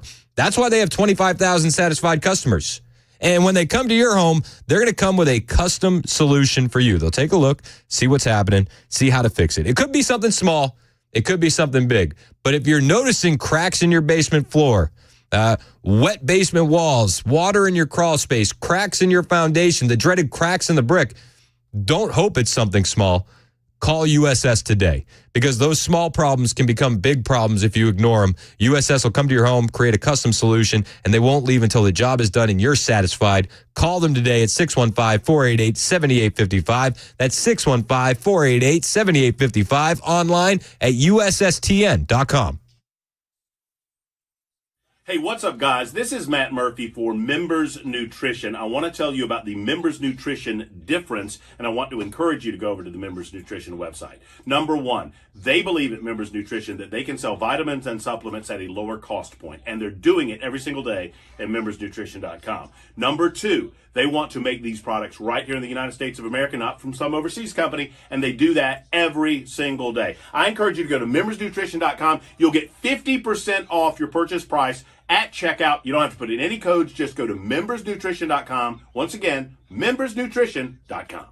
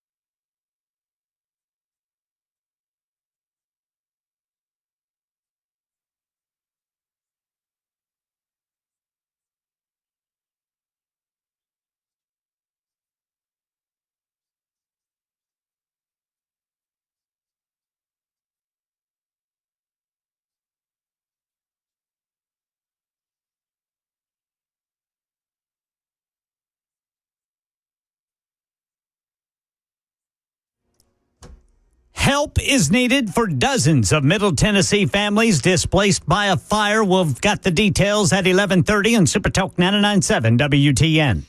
11:26 on Super Talk. I'm getting a lot of pictures on the Members Nutrition text line of eggs. Have you see that? Everybody's sending me pictures of eggs. I said 18 organic eggs, just for the record. Just for the record. I thought it was clear. I understand non-organic eggs are a little bit less. That's fine. But imagine how low they're going to be under Trump. That's all I'm talking about. Matt in Smyrna is always a good sport. He always comes in. He provides the counterpoints, or tries to, and then I, tell him the truth. Yeah. We love him. Yeah, he's one of my favorites. Every time he calls in, I hear him talking. I'm like, let's go. I need another conversation today. He's one of my favorites, too. James in Gallatin has a response to Matt from Smyrna. What's up, James? Hey, how's it going today, man? Love your show. Hey, appreciate you. What do you think? Well, I was going to give Matt a hard time, but I was just going to run these little jokes by you that I come up with. Did you watch any of the DNC? Oh, my gosh. I watched about... Out of the 4 days, I think I tallied around 3.7 of those days of how much I watched. I took a break to watch the Theo Vaughn Donald Trump interview one day, and then last night we had a Little League game, so I missed some of the early stuff. But the overwhelming majority of it, I watched live. Yeah, well, me and my sister, we bowed down and watched the whole.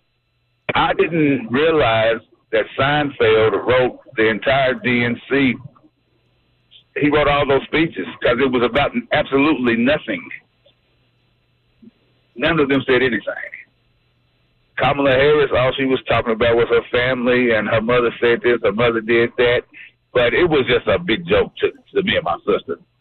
But one other thing I wanted to say, if there's someone out there that can find eggs for $3, you might be a Democrat. If you can spell LGBTQXYHIR, you might be a Democrat.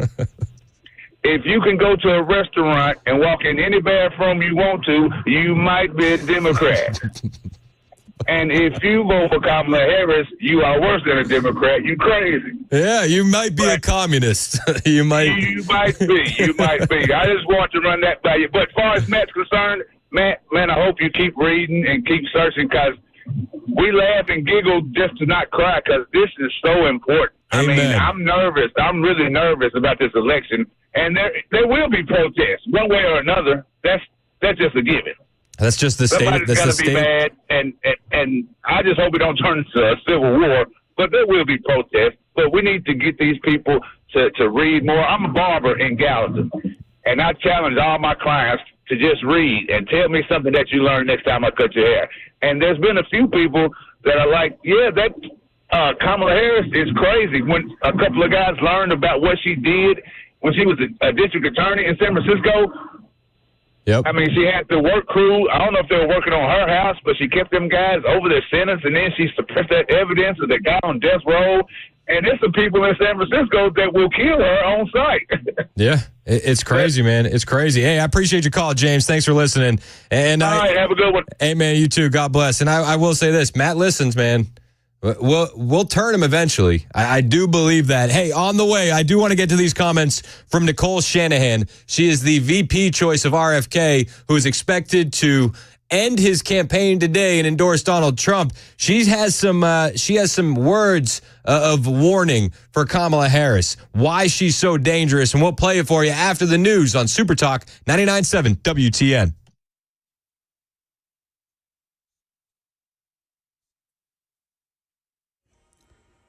11:30 on the dot. I'm Ken Weaver with your top stories. Full forecast in 2 minutes. And right now in Middle Tennessee, at least 70 people have been burned out of their homes in Coffee County, where a massive fire broke out overnight. Channel 4's Joylyn Bukovac reports from Manchester. Dozens of families who live in this building behind me on Summer Street woke up to their building on fire around 3:30 this morning. Now more than 70 people are without a home. The mayor of Manchester, Joey Hobbs, tells us that 36 units were completely destroyed by the flames. People impacted were then taken to the conference center on Hospitality Road. Right now, the Red Cross is there helping those families, and a local nonprofit is also stepping up to provide toiletries. People who live in this area say it's been a frightening morning for everyone, but it's been uplifting to see all the people jumping in to help. Now, the Manchester fire chief telling Channel 4 the fire seems to have started on a second-floor balcony. They're investigating the cause. Meanwhile, Mayor Hobbs has posted to Facebook he will be announcing a number of ways the community can help the displaced families. We've shared a link to his post on our Facebook page. That's the latest news. Weather is next. I'm Ken Weaver, WTN News. Hey, it's Dan Mandis, and I am so glad that California Closets has fixed my closet catastrophe. After exact measuring and planning, they came over and got to work. Yeah, once it was all plotted out on their 3D CAD system, the pieces are measured, cut, and precisely installed into my space. It was clean, fast, and professional, and above all, my new closets look and function great. Now, this was my dormer, and now this is my new dormer thanks to California Closets. Look at all of this added space for shirts and shoes, you name it, and it is cut so precisely, simply amazing. And my old closet that has now been reborn as the ultimate in style and functionability, making the best use of the space that I had. They can work on just about anything: bedrooms, garages, home offices, closets, pantries, and so much more. Find them online, CaliforniaClosets.com, and see what they can do for you. You can schedule a free design consultation. Mention my name, CaliforniaClosets.com.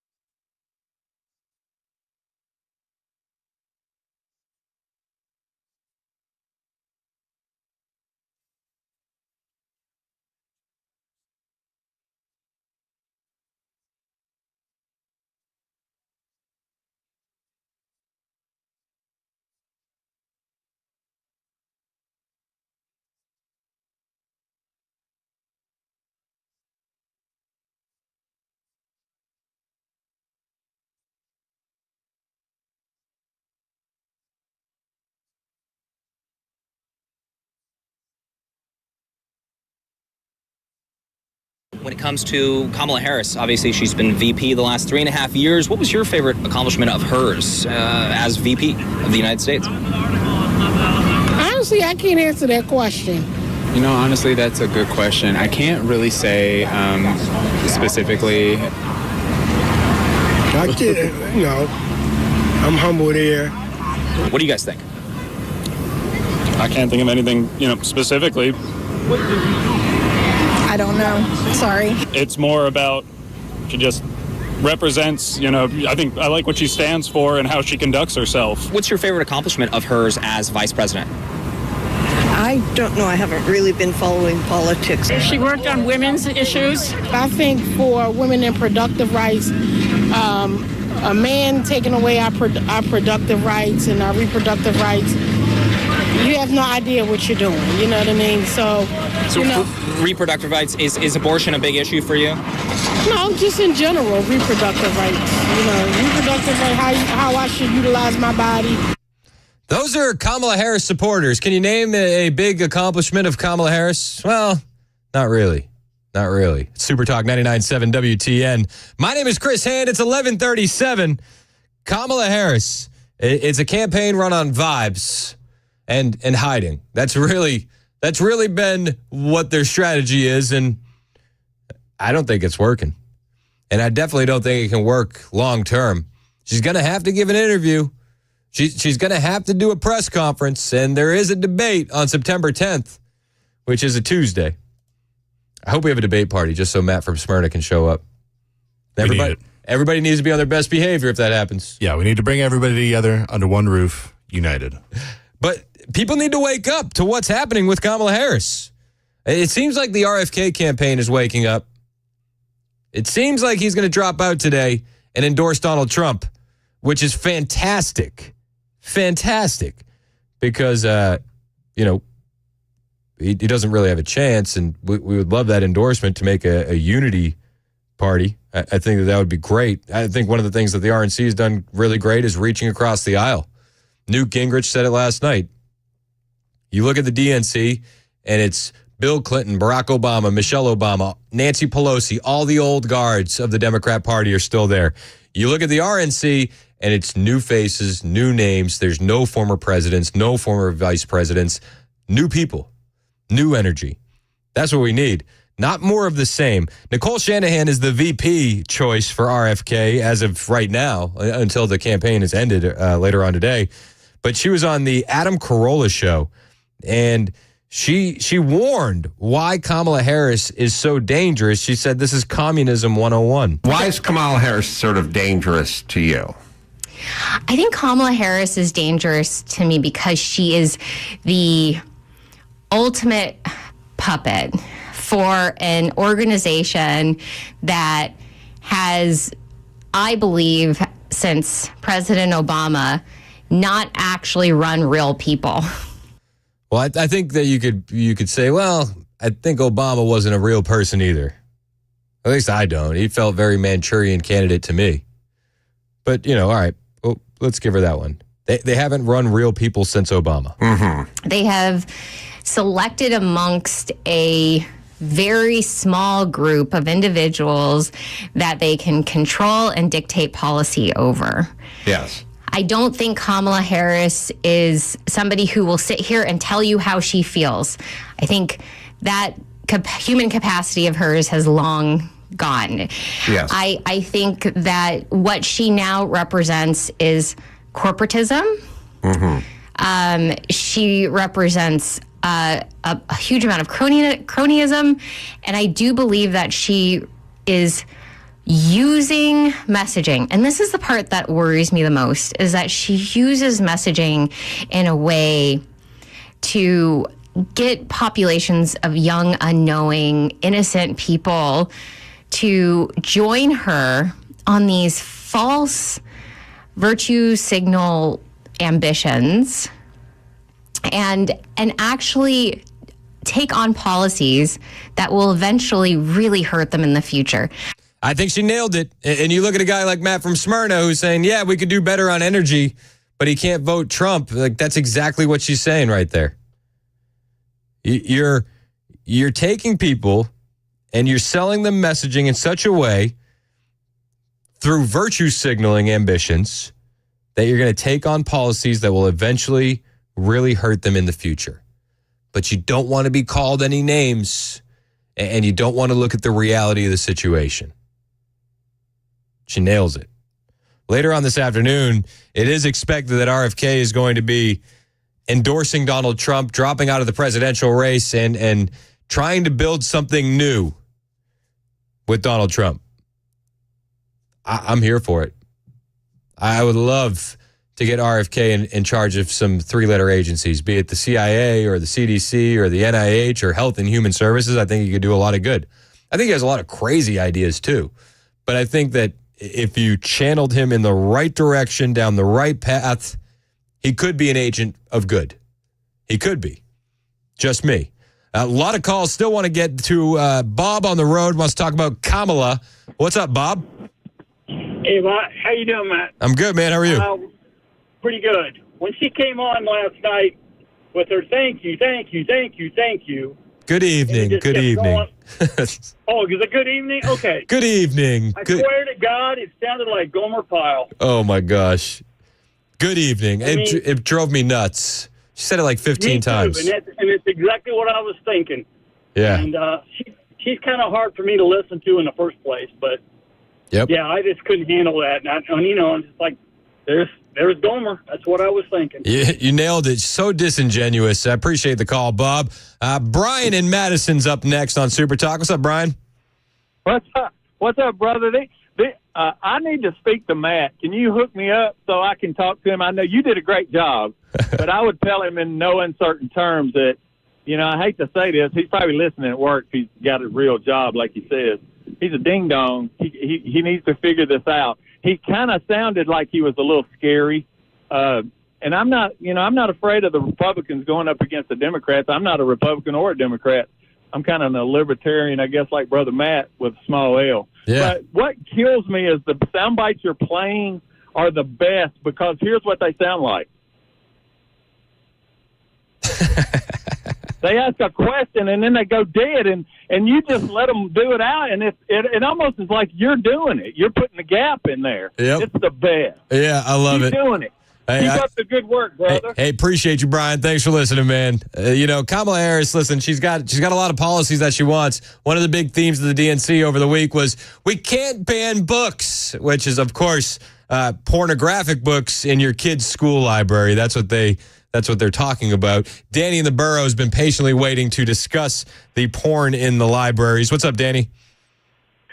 Hey, how you doing, brother? So yesterday you posed the question, what possible reason could Democrats have for wanting pornography in public school libraries and elementary schools? And it's a complex thought, but a simple answer. 2 words repeated twice. Hurt people, hurt people. Yep. The Democrats have made an entire livelihood and worldview of glorifying victimization. These people hurt themselves because they think the only way they can be successful is to become a victim. And how better to make sure that there's another generation of victims than by trying to normalize inappropriate sexual relationships between adults and children, or to overly sexualize children to try to confuse them about what the nature of sexuality is and what it's meant to be between man and wife. Yep. Hurt people hurt people. And the Democrat Party and its zombie-like followers adhere to that ritual of becoming a victim more stringently than anything else I've seen on this planet. And it is a disgusting thing. Yeah, being a victim has become a badge of honor in the modern day left. And it's like exactly right. It's turned into like the victim Olympics. You know what I mean? It's like, well, I'm black and my ancestors were slaves. Well, I'm transgender and I can't go in any bathrooms I want. Well, I'm gay and I feel like straight people are out to get me. It's like, okay, none of that really matters in everyday life. Like just do your thing. It sure doesn't, man. Just do your thing. It really doesn't. Appreciate you, bud. Hey, have a great day. Appreciate you too. Pat in Clarksville wants to talk about another hot topic that they were pushing at the DNC all week: abortion. They've had an abortion van outside the DNC all week long. Pat, welcome to the show. How are you? Thank you. I'm just great. How are you? I'm good. Thank you for calling. Good. Sure. Well, I had a thought the other day. maybe somebody else already mentioned it. I don't know, but the Democrats rather seem to really love abortion, and I don't know if they ever realized that by aborting babies, they are killing future Democrats. That's one perspective. Yeah. They might want to think about that. Well, I've thought about this often. It seems like the left really, really is trying to take themselves out of the gene pool, either be it through abortion or be it through the transgender operations, and but it's still heartbreaking. It's still so sad. Like every life has value, and it's like, it's like you'll have to stop from crying, Well, the thing is, that's one way to get rid of them. What can I say? Not that I agree with it at all. I'm definitely pro-life. I hear where you're coming from. I'm pro-life as well, and I appreciate the call. It's like, they're definitely taking themselves out of the gene pool. But the things that really bug me is like, we're going to be measured as a society based on how we protect those that can't protect themselves. And under a Democrat Party rule, the ones that can't protect themselves are so vulnerable. You have kids being given puberty blockers and cross-sex hormones that are going to sterilize them for the rest of their lives. Kids that snap out of it later in life. Chloe Cole is a detransitioner. She's somebody that I really admire because she's woken up to a lot of these lies, but the changes that were made to her because of what she thought she wanted to do at a young age, you can't reverse that. You can't. And abortion is not something that you can reverse. And that's heartbreaking. But that's what the Democrats want. That's what they've been pushing all week long. And that's what they want full bore. Abortion on demand and kids to be able to make these decisions for themselves. They don't even want parents involved in these decisions. And that infuriates me. It's 11:48 on Super Talk 99.7 WTN. Matt Murphy's up next. He's going to check in with us, let us know what his thoughts were on Kamala, SKAMALA, Kamala, as Dan and the crew were calling her this morning. Whatever nickname you have for her, our friend Dave in Smyrna, our favorite Hebrew, we call him that because he's our bro and he's Jewish, so he's our favorite Hebrew. He called her the Bimbo Bolshevik. I wonder if Murphy has a nickname for Kamala. Yeah, I was like, we're all coining ones. I think everybody on the station needs one. Yeah. We'll see. We'll check in with Murphy next. Get his thoughts on the DNC wrapping up and see what he's got coming up on the show. It's Super Talk 99.7 WTN.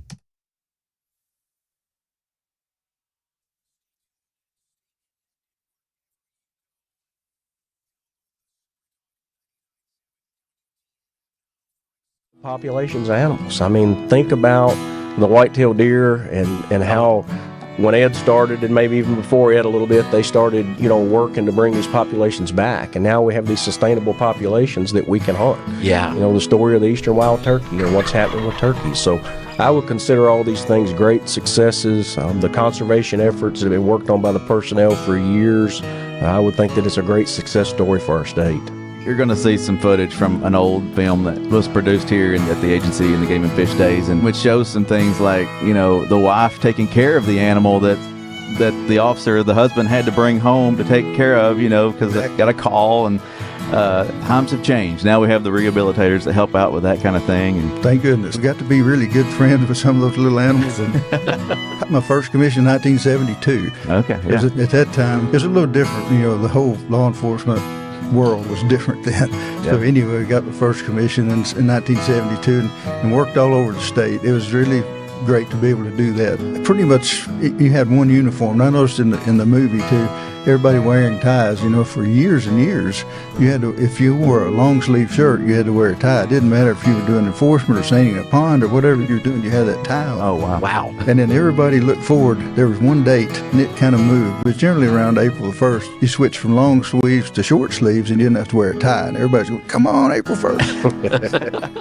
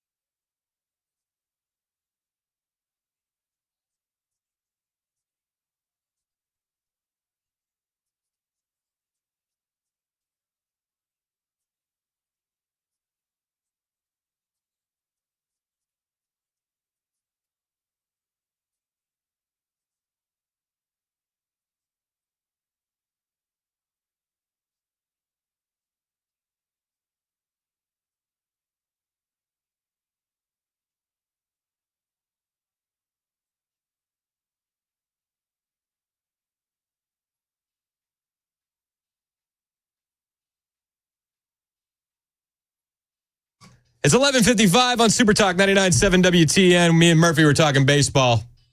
I'm a coach of the Padres. I was saying my 7-year-old can take an intense amount of pain. That's good, I guess. He got hit with like a line drive yesterday. Yeah? Every coach in attendance is like, ooh. And he looked at me and he goes to throw to first base. And then they paused the game, and then he went to the dugout. He's like, that one hurt. That one hurt. It's like, that's awesome. He tried to finish the play. That's pretty good. It's fun. How old is he, 5? So my youngest boy just turned 5, and then Brooks turned 7 in 5 days. You guys are doing coach pitch at 5 to 7? Yeah. That's great. It's awesome. They're having a blast. Good for them. Good for y'all. Bishop got his first score today, or yesterday. And he just turned 5, so he's like a real young 5. So he's got the little legs. Mm-hmm. So he runs, and he's still like, yeah, it's hilarious. I love to watch it. I'm emotionally scarred from Little League Baseball.